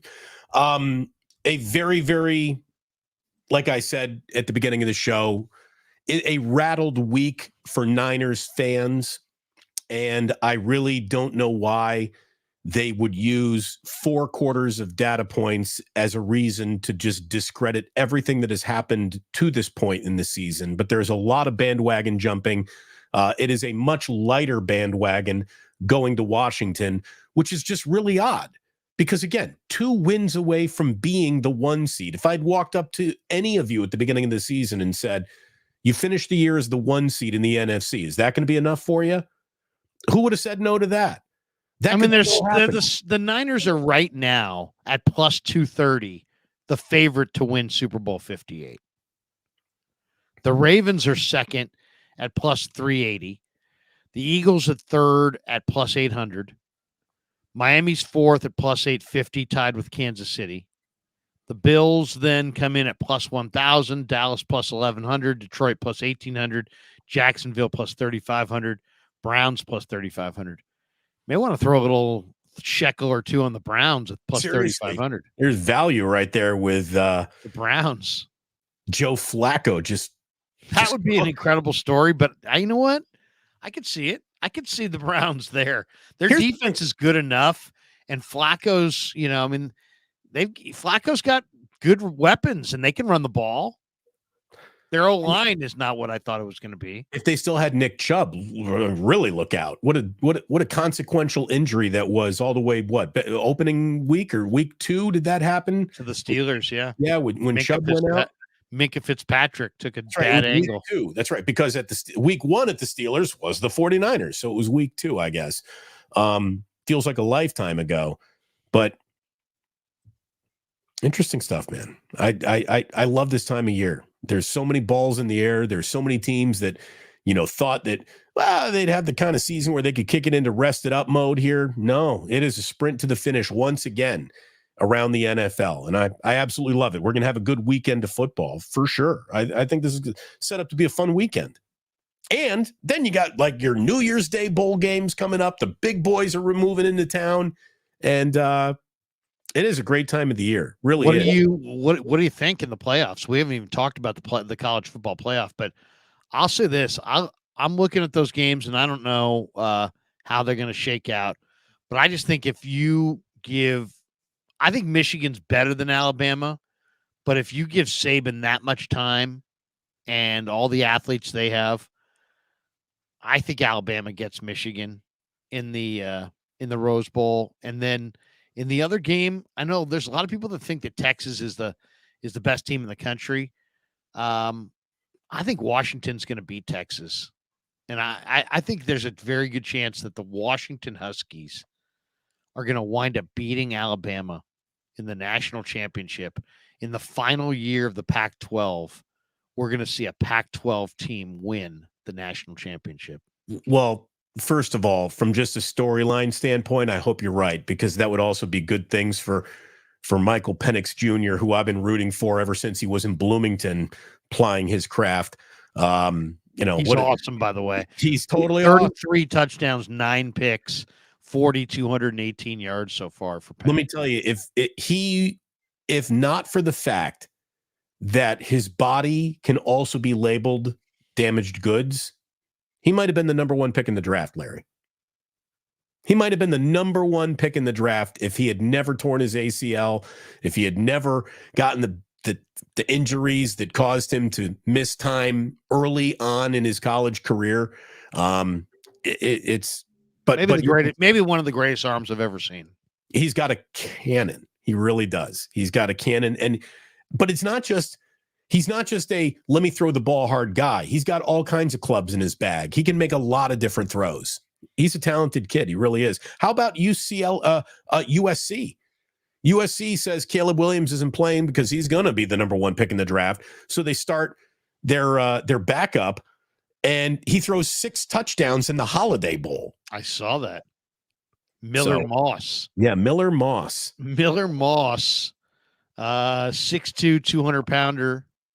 LA kid, sophomore, comes in, and Miller Moss dominated Louisville. SC's got some really good players too. Washington, the receiver, was a hell of a player. Lane had a couple touchdowns in that game. Jalen Smith, the safety for SC, ridiculous safety. Had 12 tackles. They were all solo. I mean, he's a great young player. Big win for the Trojans. Is your Indiana Hoosiers in a bowl game, Damon? No. Never. James Foster on the Super says CJ Gardner-Johnson's coming back soon. Well, then, okay. Then maybe I stand corrected on the Lions because he is a great player and he will help. But why am I frozen? Why are you frozen? Why am I frozen? That stupid thumbs up bubble means my camera freezes. I don't know why this happens. Are you on the battery? No, I'm not even on Wi-Fi. I am plugged in, good old fashioned internet. I don't know what is happening there, Larry. Hey, you look very positive, though. It's a positive look. That looks like Damon's got something positive to say, doesn't he? Or like maybe you got frozen. Maybe this is like a Philly-based show and you were frozen for saying positive stuff. And then Get we just frozen froze out. you. Killa _ MIG 831 says Browns versus Niners in the Super Bowl. I don't know about that. Larry, I'm going to click out. I'll be right back. Okay. There you go. Yeah, Browns Niners in the Super Bowl would be amazing. The rematch. The Browns are special. I mean, they really are. I'll give the Browns credit. They are a special. Here we go. Got Dave. He's back. Oh, there we go. Swap it up. There we go. We're back. I'm not going to put my thumbs up anymore. I do that and it like freezes things. I don't get it at all. I was just saying Browns Niners in the Super Bowl would Look be at incredible. this way. I wouldn't That would want be incredible. that. I wouldn't want that because if the Niners are in the Super Bowl, I really want to root for them to win it. And there's a weird part of me that would really like be if the Browns reach the Super Bowl with Joe Flacco, like how do you not root for them? Like I obviously the nation would be rooting against the Niners for sure. Absolutely. That would be an incredible story. Plus, could you imagine the situation that would leave the Cleveland Browns in? Joe Flacco wins the first ever Super Bowl in Cleveland, and you've got Deshaun Watson with the worst contract of all time, guaranteed, every penny of him still coming. I mean, what would you do? What would you do? Yeah, I mean, what would you do? Joe Flacco come back as your defending Super Bowl champion with Deshaun Watson backing him up? I mean, can you buy out Watson? I mean, how many guaranteed years? That would be just a major cap hit. It's all guaranteed. That's the thing. They gave him the one deal that other than Kirk Cousins is the guaranteed deal. I mean, good God, that would be incredible. Now, maybe one of the worst signings in the history of the NFL. Well, look, what the Denver Broncos are basically doing is saying, hey, Russell Wilson, what we want you to do is waive your right to all these injury guarantees and we'll play in the last 2 games. And Russell Wilson's like, you're out of your mind. Like next year is the beginning of my 5-year, $262 million extension or whatever it is he signed for. You know, I mean, so how are the Denver Broncos going to come off of that? Who is spending all of that money to acquire Russell Wilson at this age at that price? I really don't know what the Denver Broncos are going to do with him unless just cut him, take the cap hit, and our owner is in the Walmart family, and we can absorb any cut him and take the cap hit and get down the road. Draft somebody. Right. Probably should have hired Sean Payton before you made that trade, right? I mean that, or maybe who knows? I mean, did Sean Payton go there because Russell was there and it just didn't work out? I don't know. What's odd though is again, it's just starting to work out, and like Sean Payton is going forward to make the argument, like, no, I just know this isn't sustainable, can't go on. It's really weird. What a weird situation for the Denver Broncos, who, have for the most part been a pretty well-run organization. But the chaos very weird career trajectory for Russell. I mean, he's this guy who's, won a Super Bowl, lost a Super Bowl, probably headed towards the Hall of Fame. And then suddenly, he can't win in Seattle. He winds up in Denver. Things don't go well there. Now it's like there's people kind of questioning where he goes. I mean, as a 49er fan, Niner fans have nothing but respect for Russell because all he ever did was beat the Niners. I mean, every time I see him, he seems like not just a good quarterback. He seems like an excellent quarterback. Right. He was a Niner killer. Oh, totally. Every time. Killa _ MIG 831 says Flacco versus the Niners, round 2 in the Super Bowl. God, we were there for round 1. I don't know if I could take a round 2. Do you remember when Ahmad Brooks rushed him and he went running towards the sidelines? You thought, oh, for sure it's a sack, then maybe a pick. And he throws this gigantic looping pass down the sideline, and Anquan Bolden comes out of nowhere, catches it in front of Chris Culliver for like 28-yard gain. I mean, one of the most amazing, lucky throws and catches in NFL history. And it's like, what?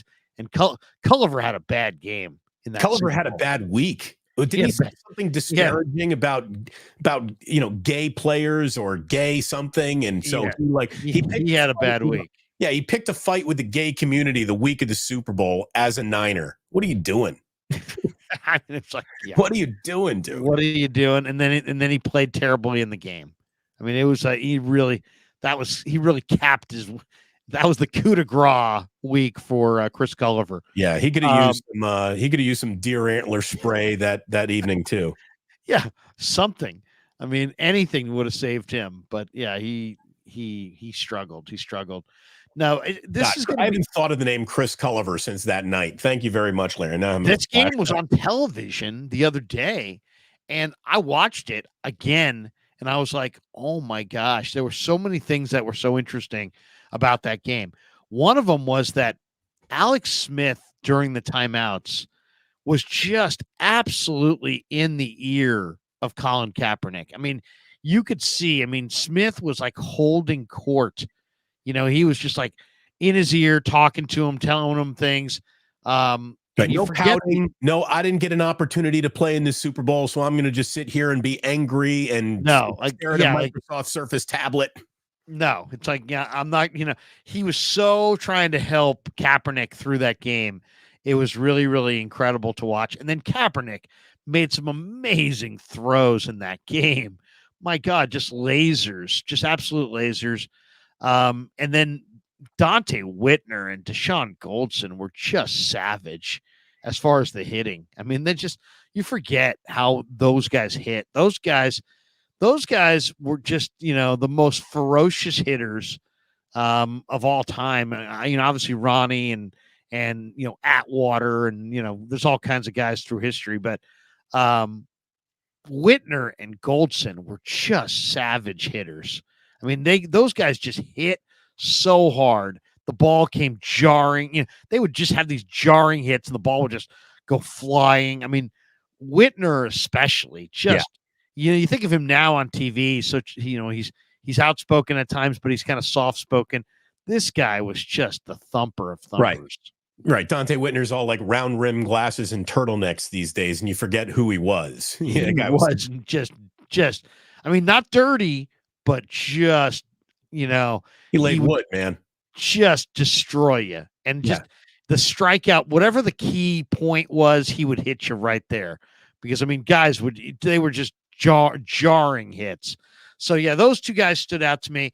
And then Anquan Boldin had just an amazing Super Bowl against the 49ers that day. He was spectacular. Well, and I'll tell you, I didn't rewatch the game. Whenever you just saw it again, I didn't rewatch that game. And Harbaugh gagged it, by the way. They got first and goal on the 5, and he called. They have the 2-minute warning, which let Baltimore get their breath, and then Harbaugh can't get the play called, so they give the Ravens 2 timeouts. Their old dragging defense, which was just hanging by a thread, got 2 late timeouts. Then he goes, Kaepernick rolls right on the first down play. Damon, if he wanted to tuck it and run it, he could have gotten all the way to the 2 or something. Probably would have scored, but definitely would have gotten to the 2. Instead, he rolls right with all this room in front of him, throws a bullet off Crabtree, ricocheted off of him.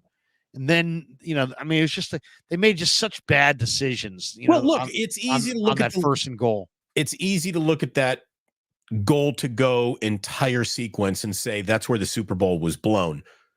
Where the Super Bowl was blown, Larry, was the second half opening kickoff that was housed by the Ravens. Terrible non-call. There was one of the worst non-calls, one of the most obvious blocks in the back of all time. A sandwich hold of Bruce Miller in the gap that Jacoby Jones ran through. Yeah. Yeah, no, that was ridiculous. Michael James had a key carry on first and goal from the 5 after Gore got them down there. And it's like, Michael James didn't do anything all year.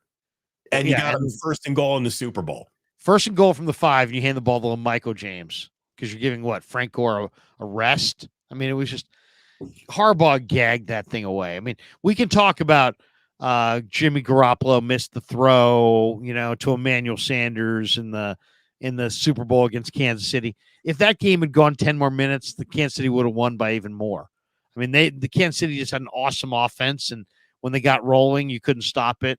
Mahomes, Reed, the whole deal, Tyreek.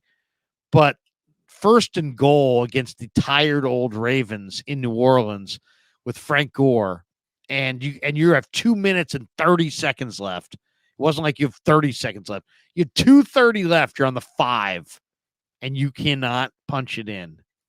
Larry, that was the last great to be in the media Super Bowl, because that's when the media center was still the province of the media. They hadn't sold tickets to fans to be walking through, and you could still book guests, and you could get guys getting up from one table, going to the next table. It was also the best fed media role of all time. I mean, they were walking around. Rans was there, remember? Oh my God, they're literally walking around handing out cups of gumbo and etouffee and all these po' boys. Like you could at any point in time during any commercial break of a show get up and get like a po' boy, eat it during your break, and come on back. Like they had little perfect 3-bite po' boys all over the place. Oh, we dined well that week. We went to Cochon. We had the fried alligator. That was so good. So good. We had to talk Mike Holler into it, but he did it. He did. We went fried alligator. It was you, me, Mike Holler, and the barista, I believe, at that dinner. Yeah. Old KMBR days. Yes. Good stuff. Old days. Good stuff. Beignets, quarter, Cafe Du Monde. We had we went and got really good cheeseburgers all the way at the end of Bourbon Street. Like you walk all the way to the end of Bourbon Street. You walk past the oldest operating bar in America there, the one that's never closed or whatever. No you doors walk on it. Yeah, you walk past that place. The place is literally lit up by candle. There's no electricity in there almost. And God, New Orleans is pretty cool. How about the bar that rotated? Oh yeah, the carousel bar in the hotel. That was awesome. That's where I saw Paul McCartney. Wow, Pat O'Brien's, of course, with the courtyard and the Hurricanes, piano bar. Yeah, the father and son getting in a fight. That's right. Good times. Good times. And then not only the father and son get in the fight, the cops looked at the father and said, "What should we do with him?" And he looks at the kid and he looks at the cops. Everybody's like leaning in. What's the dad gonna say? And he's like, "Arrest his ass." And the cop's like, "All right." And he's like, "Dad, what are you doing? Dad." Guy's dragging him away in cuffs. Oh, good times. Good times indeed. I wish wish we could go back to those days. It was so much more of an innocent time. It was an incredible week. I mean, if you're going to spend a week somewhere, the Super Bowl, New Orleans for the Super Bowl with the build up and the partying and the drinking and it's just, well, and I got one of the great entrances of my life, because that was the weekend that Bonnie Jill Laughlin and I really became good friends. And we're good friends to this day, but that's the weekend where I helped Bonnie get her press credential into Media Row. And I remember, so I'm on 1050 at the time, right? And you guys are all sitting up there at your 680 big flagship of the Niners. It was the Niners and the Ravens, so they put the San Francisco flagship and the Raven flagship in the front of the room, facing everybody else, as opposed to in rows. You are our second on the 1050 station, which was like row 5. Right, you had Michael Irvin sitting there.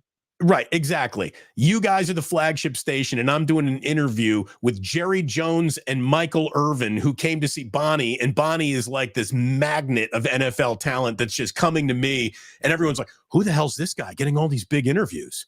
I know, seriously. And then what was great was Bonnie, who, is obviously a beautiful woman in her own right, and had done former cowboy cheerleader, right? And had done spreads in Gentleman's Playboy, and her friend her friend like Miss May showed up, and I went to the Bud Light party with 2 playmates. Like walking into the Bud Light party with me and two playmates was it was one of the best moments of my life. Everyone's like, who is this fucking turkey walking in with two dime pieces? Like, I mean, these were good days. This was a fun night. People looking at you. What'd that run you? Have you met my nieces? Oh, that's awesome. Yeah, good times. The Super Bowl in New Orleans. And then it's back in New Orleans next year. How about that? It's the only place that the Super Bowl should really be played. The Super Bowl should rotate between Miami, New Orleans, and San Diego is the other city that should have been able to host the Super Bowl, but they tore their stadiums down. They don't have the NFL in San Diego anymore. Right. Obviously, SoFi's on the list. Let's be completely honest. There should never be another Super Bowl back here in the Bay Area. There next year. I know, and it shouldn't be. Nobody wants to go to a Santa Clara Super Bowl. Nobody. For 2 years. Stadium stinks. There's nothing around it to do. You're 50 miles away from San Francisco. So the Super Bowl shouldn't be in the Bay Area, to be totally honest with you, but it will be once again. Yeah, I mean, the only thing about it is like either have everything in the city, which you can't because the game's there. So in Santa Clara, or have everything in Santa Clara, right? And it's just, I don't know. I mean, it's like right. Somebody says, "Why Miami?" It's a party town. Miami's a party town. It's an event town. It crushes big international events. And I'll say this. Super Bowl going to Las Vegas, I guarantee you that's going to be an awful lot of fun. It's going to be, but it's also going to be a mess. That's going to be a tough Super Bowl to get through. There's going to be some bad decisions made at 3 a.m. at craps tables that are going to be. So actually, hold on. I'm thinking about two things at once here. There's the mess that people will get themselves into when they're there. But Larry, I'm wondering what Radio Row is even going to look like at the Las Vegas Super Bowl, which is going to be a very expensive Super Bowl to get to. $3,000 a night for a hotel room in Vegas for the Super Bowl. And look, radio stations are out of money. Not just the ones in San Francisco, but everywhere. Like, I really wonder if the Niners go to the Super Bowl, will KNBR even send a show to Radio Row? They'll probably send somebody. They'll send like Papa and Lund. And then Copeland will be like, I'm the program director, I'm going too. But Tolbert will do it from his freaking den. Well, it's these are different days. I mean, heck, they were, at that Super Bowl in New Orleans, they were 95.7 sent their entire station. Yeah. They're still paying that price, though. That's when the stock price starts falling out. And we actually, at the time we were at KNBR, there was probably, at least 4 or 5, maybe 6 or 7 of us, maybe more, maybe 10. Look, they sent 1050. 1050 got no attention. They didn't send any, but then I'm like, well, I'm the post game host, so you kind of have to send me. You and I were doing post game and pregame, so they needed to send us. But yeah, I mean, they didn't send me an engineer. I had to engineer my own show. I do remember that. But that's just plugging things in, right? That's it. What's Lee Hammer do? He plugs things in. Exactly. Gary Radnich plugs things in. He plugs things in. But it's going to be really interesting to see how empty Radio Row is. And another thing that has emptied, Radio Row was full of radio stations, but it started to empty out because all these TV stations and TV networks played we're too cool to be on Radio Row now. So we're going to go to our other location. This started with the Dan Patrick Show. Too cool for Radio Row. So they'll be at a stage set up in front of the Bellagio, which is great. But that takes all of those A+ guests that might have been on Radio Row and it moves them to another location, which means they're not on Radio Row. And then you had Cowherd do the same thing. McAfee will probably do the same thing. ESPN's too cool for school, so they'll put First Take somewhere else that day. And the whole thing gets spread out. The beauty of the Super Bowl Media Center was everyone in the media was in one place. That was the beauty of that New Orleans Super Bowl.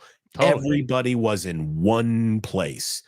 And it was essentially like a convention for sports talk radio, along with it being a convention for the Super Bowl as well. But you got a lot of business deals done. I remember at that Super Bowl, in New Orleans is when I got the Jim Rome show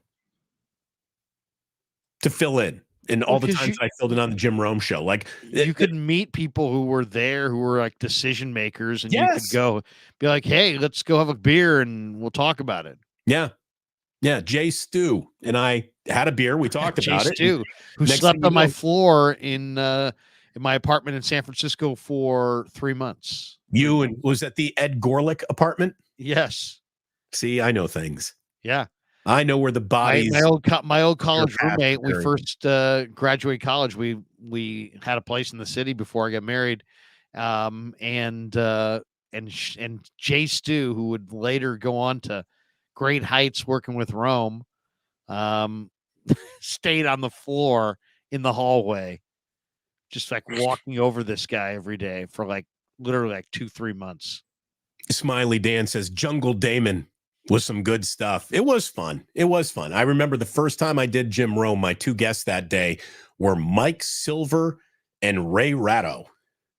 I had Mike Silver and Ray Ratto as my guests. So big names that I could pull during the Christmas break.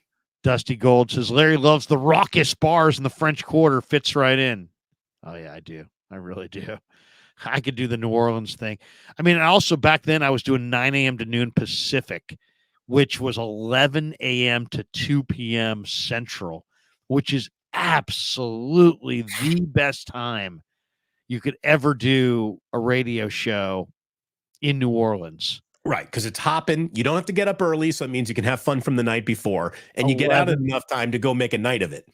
And nobody's doing anything in New Orleans. If you want to say when's the deadest time in New Orleans where you're not going to miss anything, between 11 a.m. and 2 p.m. Right. Nothing. Nope. You miss no parties. No early happy hours. No, whatever. And then you can stay out till 5 a.m. and still get, a few hours of sleep, which we did. Oh, God, that was fun.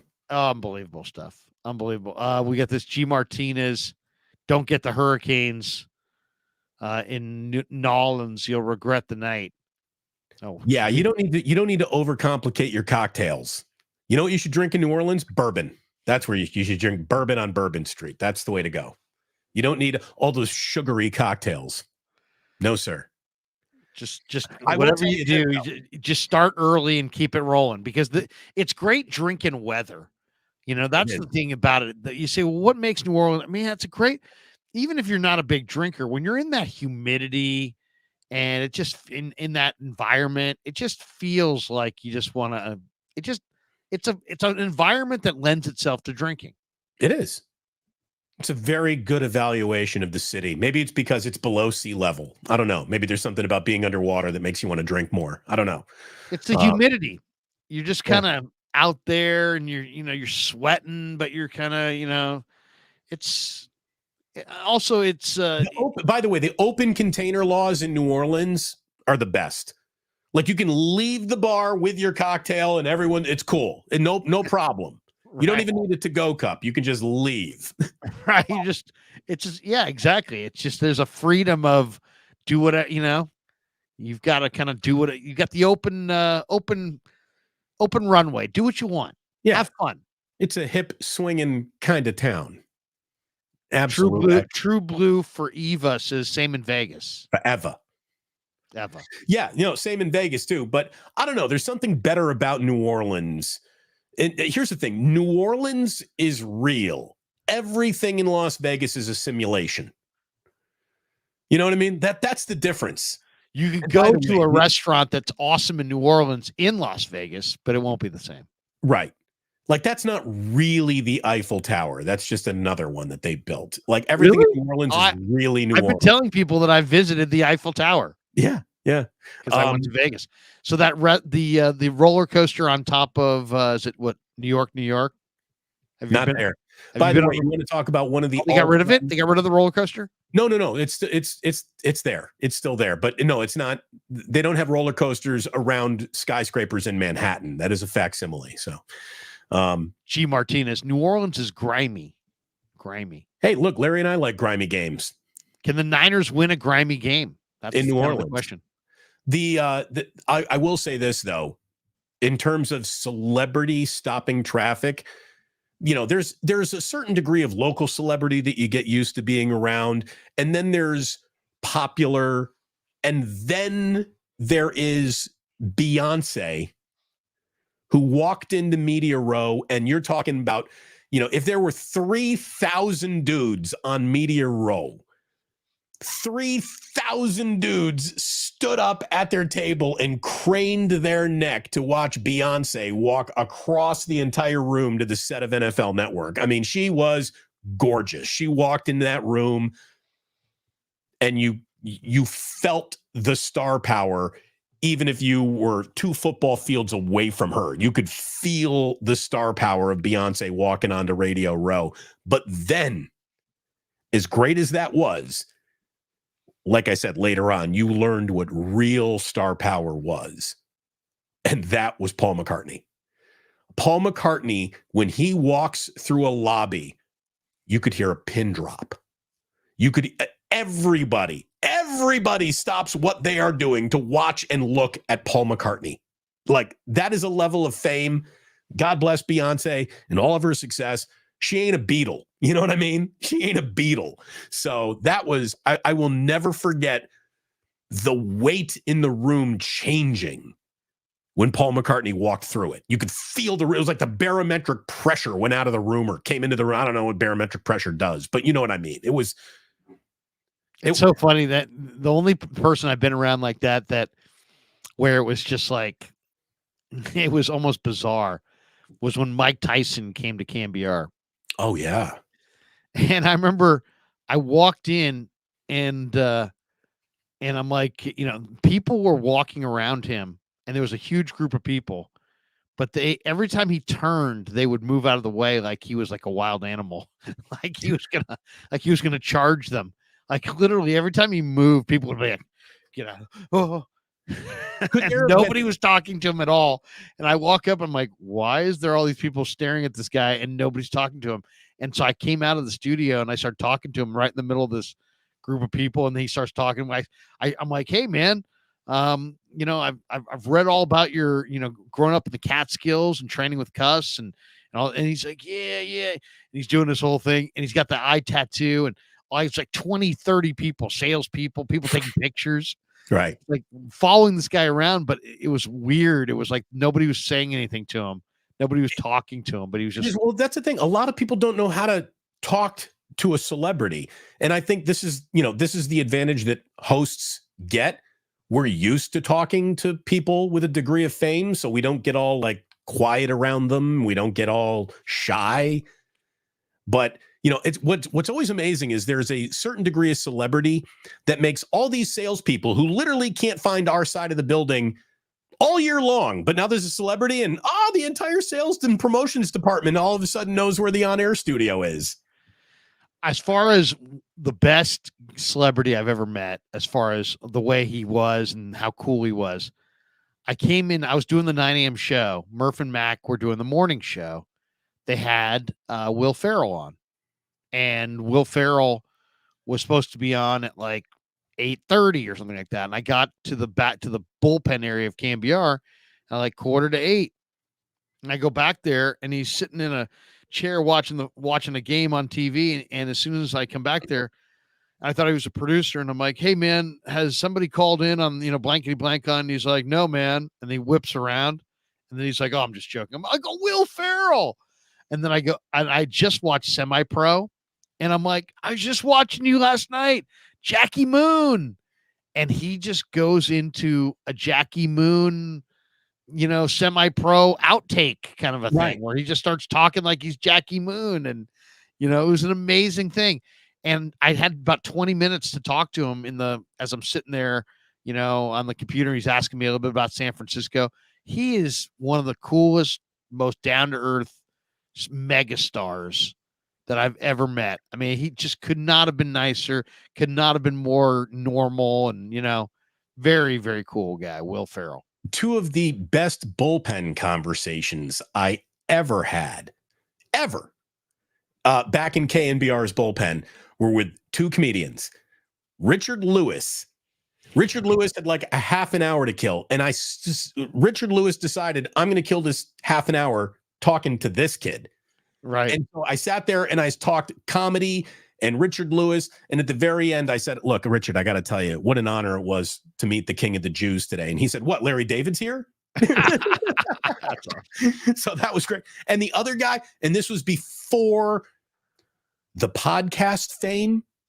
This was just, I'm a comedian at Cobb's this weekend. I had a really cool, like half an hour long conversation with Joe Rogan before Joe Rogan became podcast number one in the world, Joe Rogan. We was just a guy, Fear Factor touring comedian Joe Rogan. And like we were talking about eating cockroaches on the show, like that's where it wasn't, we didn't talk politics. We didn't talk anything. I did the nighttime show opposite Billy Steele, the late Billy Steele, who I loved like a brother. He was great. He was worked at the Bone. And I met both Sammy Hagar and Slash from Guns N' Roses. Slash from Guns N' Roses was sitting in the lobby. We're on the 11th floor of this office building, and he's smoking. And I didn't recognize him. And so I come out to go to the bathroom and I'm like, hey, what's up, bro? And he's sitting in the lobby and the door's kind of down. So it's like, it's dark, it's late at night. It's right. 10 o'clock at night. Nobody's there. And so I go to the bathroom through the copy room, come back through the copy room, and he's still sitting there smoking. I'm like, hey, bro, it's California in like 2004. You can't smoke in the building. In the building, you got to go out on the balcony. And he's like, "Oh, sorry, man." And then as I'm saying that, Billy Steele opens the door. He's like, "Larry, this is?" He's like, "This is Slash from Guns N' Roses." And I'm like, "Well, hey, Slash, didn't recognize me at the top hat." Yeah. So my who is that in the lobby story when I was at KNBR, because the KNBR studio in the old building shared a window with the lobby. Like you could look out KNBR studio window through the hallway into the lobby window and see who's sitting in the lobby. And there would be who was I can't remember the name of the woman who was the receptionist, the African American woman. Special K, exactly. I don't even know her name, but everyone called her Special K. She was fantastic. And then Liz Lemon would come out and fill in for her when she had to go to the bathroom or something like that. That was fun. And no, not Liz Lemon from 30 Rock, but we had our own Lemon. Isabel Lemon. Isabel, that's right. Not Liz, is Lemon. Anyways, so there was nobody in the lobby. It was like some weekend thing. And I'm in there doing something. I'm in the studio and I look across the lobby and I'm like, God, that lady looks like Bonnie Raitt. And then she had the streak in her hair. I'm doing the segment, right? I'm on the air. So she is literally standing in the lobby by herself. And finally, I'm like, all right, Sports Talk listeners, I have to go to commercial break early because I think Bonnie Raitt is in the lobby and nobody's like helping her. And I walk in and it was Bonnie Raitt. She was there for like some K-Fog music studio or something. Yeah. Go through the days, man. I'm Norm McDonald I met at KNBR. He was going in to go on with on the Bone with Lamont and Tonelli. It's amazing all the different people that you kind of come across. When radio actually had gravity and it would pull people into it. If I could say to you, greatest individual show that you've ever done. Two of mine come to mind, and I'll give you a second to think about yours because I put you on the spot. Two of mine, when the Giants clinched the playoffs in 2000, and it was year one of the ballpark. We had a party, a Giants only party with their wives and families and friends. After the game that went literally almost all night. And I had Sabian on.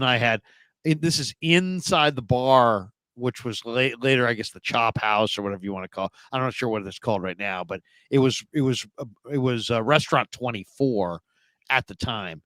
And it was like the Giants own, they hadn't sold it to anybody yet. So they kind of owned it. So it was like their own bar and restaurant. And they closed it to the players and their families. and who, a select group of about 200 people or whatever it was. And then Sabes sat there with me, and we did like an hour and a half, like after midnight. I mean, it was an amazing show. That was one. There was another one that Tony La Russa had an ARF Foundation dinner at the Silverado Country Club in Napa. And they told me to host this roundtable. And I'm like, yeah, great. And this is like on a Friday or on like a Thursday. And they're like, yeah, host this roundtable tonight. And I'm like, yeah, no problem. And I'm like, who's on the roundtable? He's like, Tony La Russa, Bill DeWitt, the owner of the Cardinals, Lon Simmons, Jack Buck. Hey, how you doing, Larry? So I got Lon Simmons, Jack Buck, Tony La Russa, Bill DeWitt.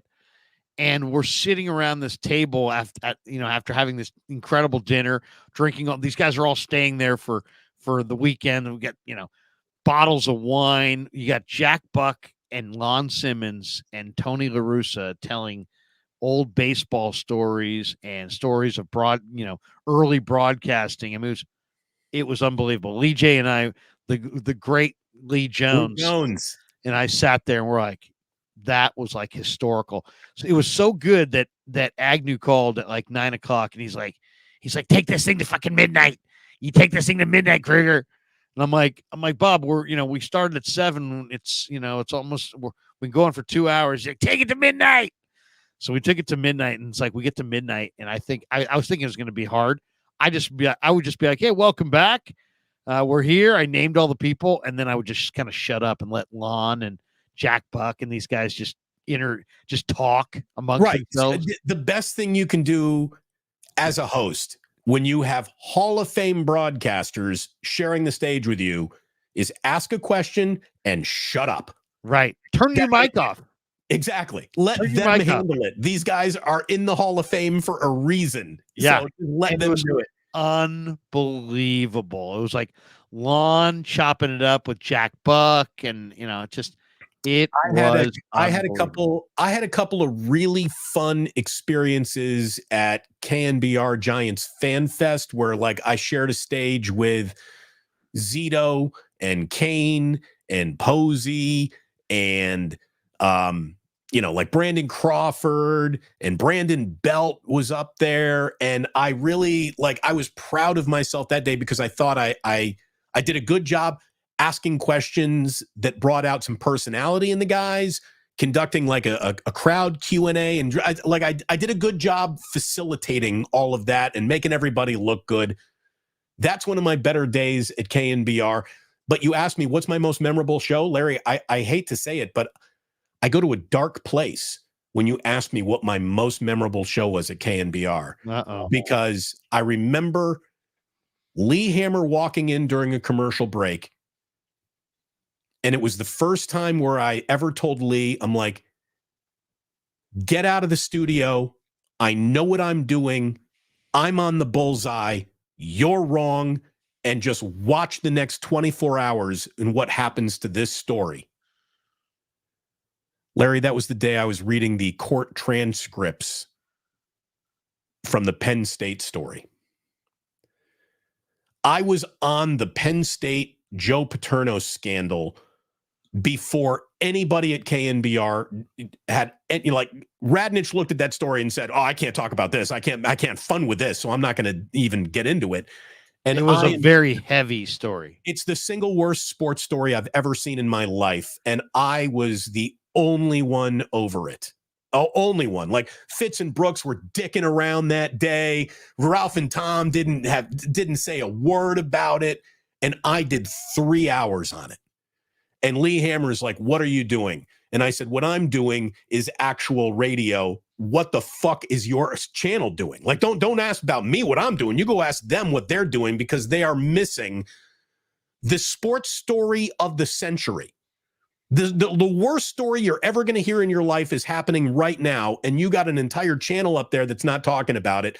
I know what's going on here. Trust me." It was such a dark, terrible topic that I think that people just were like, "Hey, we'll do it the next day." They did do it the next day, but you were on it that first day. Yeah, and I even got a call from Lee Hammer that night going like, You know, you're right about that. I'm watching SportsCenter right now, and this story is unbelievable, and it's blowing up. And you were right. You were right. Well, I'll tell you the other one that was, very memorable. I don't know if it was the best, but it was memorable. We're just the entire period after 9/11, until there were sports again, Right. and how we went about that and talked about. We were on the air, not talking sports, and really not talking about anything because we really didn't know that much about it, so it's like but there was a lot of good stuff in there for sure. There's been so many good ones, so many incredible shows, but those lucky, were the ones. We caught we got 2 of the last tickets to Disneyland before it all burnt down. We really did. And we came in at the tail end of it. Like the Susquehanna owned KNBR days were the end of the glory days. It was like when the mob ran Vegas, working for Tony Salvador, who had a budget that went to wherever Tony wanted it to go. I mean, he ran that place with impunity and independently. And those were the good old days of radio in San Francisco, where, hey, the Giants would do something special and the station would buy out a bar and treat everybody right. I remember the very last Warriors title at 95.7 The Game. We didn't even get a fucking pizza. I will say this. The other memorable one is doing the broadcast on the float going through the World Series parade. That was amazing. Yeah. That was amazing. I was lucky enough to I'll say this, man. That was, you can, there's things in life you just can't buy, and riding in a World Series parade down Market Street cannot be bought. That's an experience that it's like there are people hanging out of buildings. There are people hanging in every corner, and just the glee. I remember walking from the site of where was it? I guess Civic Center, City Hall, all the way to like Howard and Second, where my car was parked at the station. Walking through what would normally be, kind of a slummy neighborhood, kind of a bad, lots of, just filth and that kind of thing. It was just like, it felt like it was just the most pristine, perfect day. Everybody was just happy. Strangers, high five in, and it was just amazing. It was amazing. That was cool. That was really, really cool. I'll tell you, the Warriors championship parade with Durant that went around Lake Merritt when they had come over to 95.7 The Game was pretty cool too. That was special. I got my wife on the float that day, so Jillian got to ride in a Warriors championship parade, and that was really special. We have some great pictures from that day together. And that's one of the days where she's like, holy shit, my husband is like recognizable. Like people like listen to him. Like I'm his wife. I have to, I guess. I signed up to be a part of this. She's like, people hang out with him by choice. I mean, just in I'll say so many of the spring training shows too were just incredible. The Super Bowl, pre and post game stuff that you and I did together was incredible. There's been so many good memories for sure. But the parade down Market Street was just like, oh my God, this just tops everything. Yeah. It was just absolutely amazing. It's one of the greatest rides I'll ever have in my life. It was incredible. Seeing it, seeing that many people that excited about one thing is just, and seeing their faces and hearing their, yelling and screaming. And I mean, it just doesn't get a whole lot better. And, to see that be in a couple of those, I was both in the 2012 and 14 parades. Those were just like, you got to be kidding me. The perfect day, just perfect days. The thing that was so cool about being in the parade and in the middle of Market Street was not only did you see everybody, hanging off of lampposts, standing on top of Muni stops, the crowd is 20 deep from the sidewalk. But when you're in the parade, you get to look up into the windows of the skyscrapers. and you see a face in every window. I mean, it's a canyon of people. And It's amazing. It really was special. So everybody's joyous. It's just an unbelievable feeling. And it's a weird feeling too, because you're riding in somebody else's parade. Right. We had nothing to do with it. Nothing to do with it. And you're just sitting there. It's a strange feeling. Right. Gopher Baroque says, Damon, thank you for saying what you did yesterday about the toxic 49er fandom. It needed to be said. They needed to be called out. Can you reenact your yesterday take?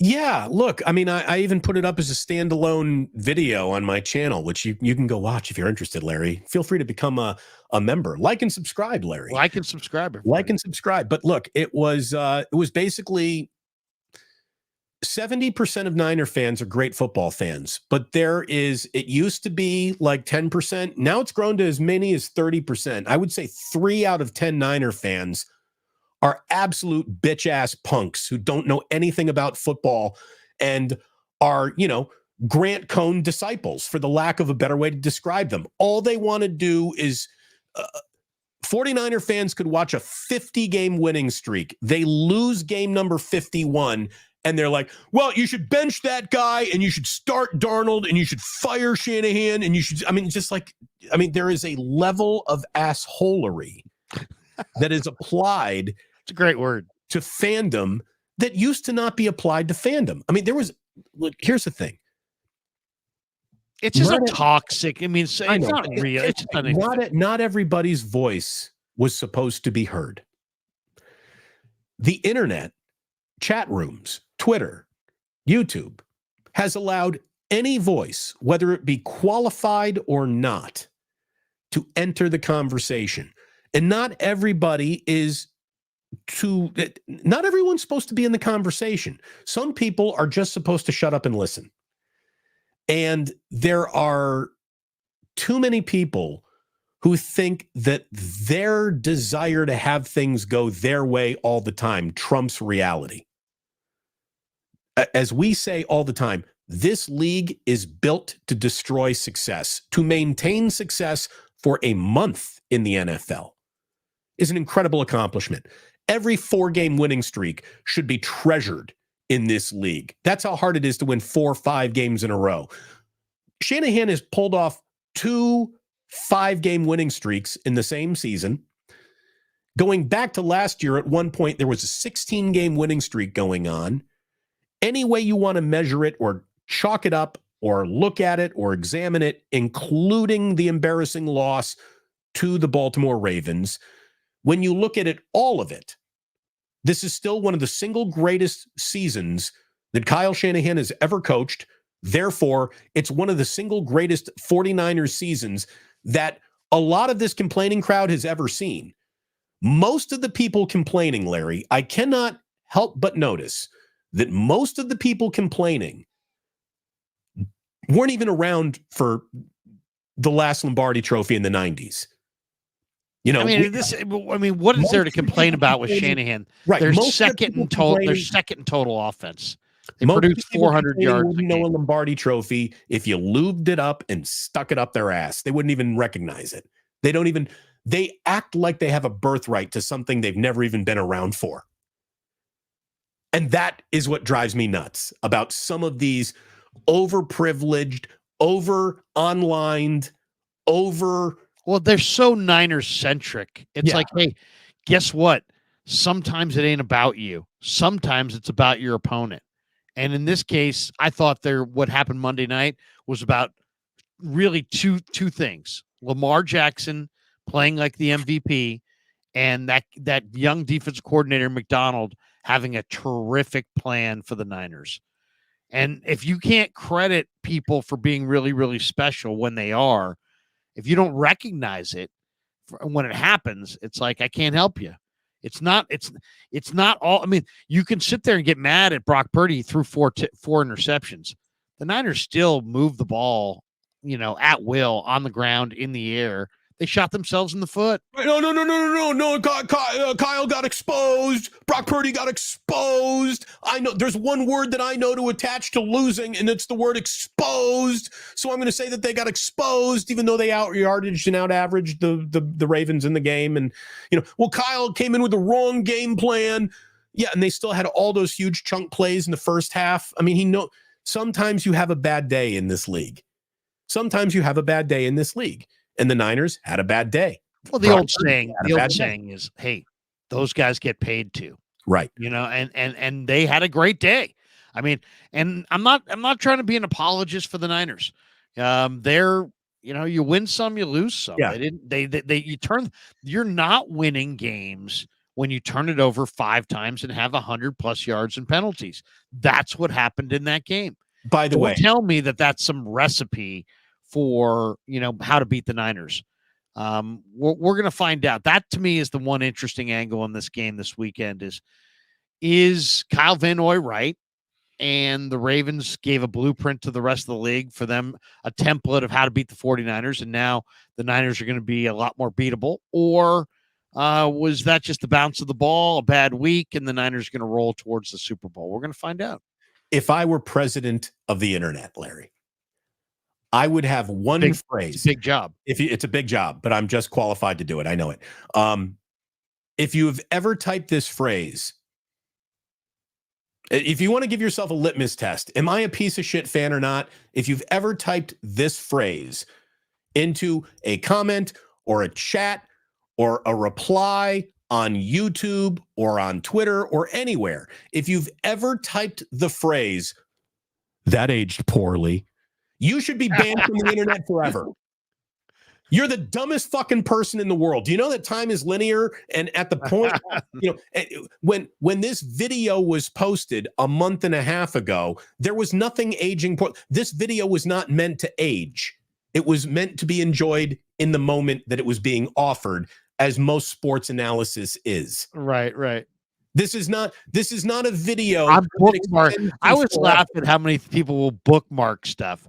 It's like, do you how much free time do you have in your hands? Right. I'm going to come back and tell you, that really positive video about the excellent season Brock Purdy was having. I didn't say a word about it the 5 weeks in a row where he's literally burning defenses down to the ground. But the minute he has a bad game, that aged poorly. You fucking untalented, unoriginal, marching with the dumbest phrase possible. As soon as I predicted that Trey Lance was going to be traded, people would be like, this will be fun to come back to. It's like, how fun is it now after he was traded? People are always looking for receipts, and they're always looking to throw it in your face. Yeah, that's the beauty. That's the beauty of it. That's all right. I can live with it. The people, Larry, the people that keep receipts are the same people who've never picked up one tab. Right. Those are the people who keep receipts. Never paid for a dinner, but I keep receipts. I keep receipts. What did you say? Oh yeah. Well, what can you say? What can you say? If you talk long enough and you give enough opinions, you're bound to be right. You're bound to be wrong. Right. Right. I've been talking extemporaneously into a microphone for over an hour a day for the better part of 20 years. Of course, I've gotten some things wrong. Nicotina says the Giants are front runners for Matt Chapman. Great. Awesome. They already have a good third baseman. His name's Casey Schmidt. They could use Bellinger, though. What do you got cooking the rest of the day? So I'm going to tell you right now, I can keep on going here as long as you want, because I'm not going to be doing my 11 a.m. show today, Larry. My mom is starting to pull out of her been sick since she got here illness. I am still a little spilkisy, but good enough to where hopefully my wife and the 2 kids, we're going to go have like a little afternoon somewhere, somehow in San Francisco, even though the weather's really not cooperating. But I'm turning off my computer for the rest of the day. Those are my plans. And then I will be back on with a vengeance.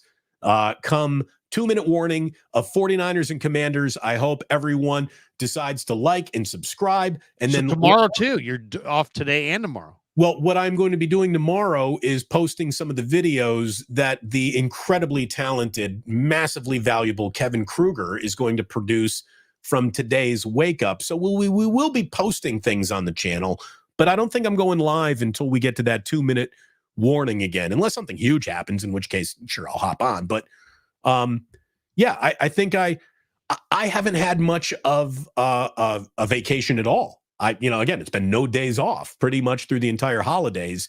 So I'm going to take the rest of this Friday and most of tomorrow and enjoy some time with the Duchess and the kids and my wife. And good for you, man. Be a husband. Good for you, yeah. It's that time of year. Yeah. Jacob Anthony says, fans that criticize the 49ers saying Kyle needs to be fired or Brock has been figured out after one loss are clearly waiting for their demise because they want their past opinions to be correct. Yeah, that's it. That is it. Bingo. Ding, ding, ding, ding, ding, ding, ding, ding, ding. Jacob Anthony has answered the question. Thank you, Jacob. Good job, Jacob. Do we have any super chats that you need to get to here, Larry? No, I know we've got a few. We have a few that we already got to. We got this one too. Stay Greasy says, "Can we talk about the Giants for a second?" They're not doing enough. What do you want to talk about? We got 400 people in the room right now. Do we want to chase them out by talking about what the Giants aren't doing? All I got to say is the Giants better get rolling. Otherwise, I mean, they were one of the worst offensive teams in all of baseball last year, and I don't see that doesn't look like it's going to be a change in anytime soon. The biggest move that the Giants have made so far this year is Juan Soto's no longer a division opponent. But unfortunately, now look at the Dodgers. So the Padres don't even matter anymore. It's a disaster. Yeah, it's a disaster. It's a disaster. We'll see. I mean, people say, oh, you're always ripping the Giants. I'm always ripping the Giants because the Giants don't do anything. And then when they signed the KBO hitter, I'm just skeptical whether he's going to be good. But I do think that if they sign a Reese Hoskins, I'll do a whole show about how I think it's great. If they sign Cody Bellinger, I'll do a whole show why it's great.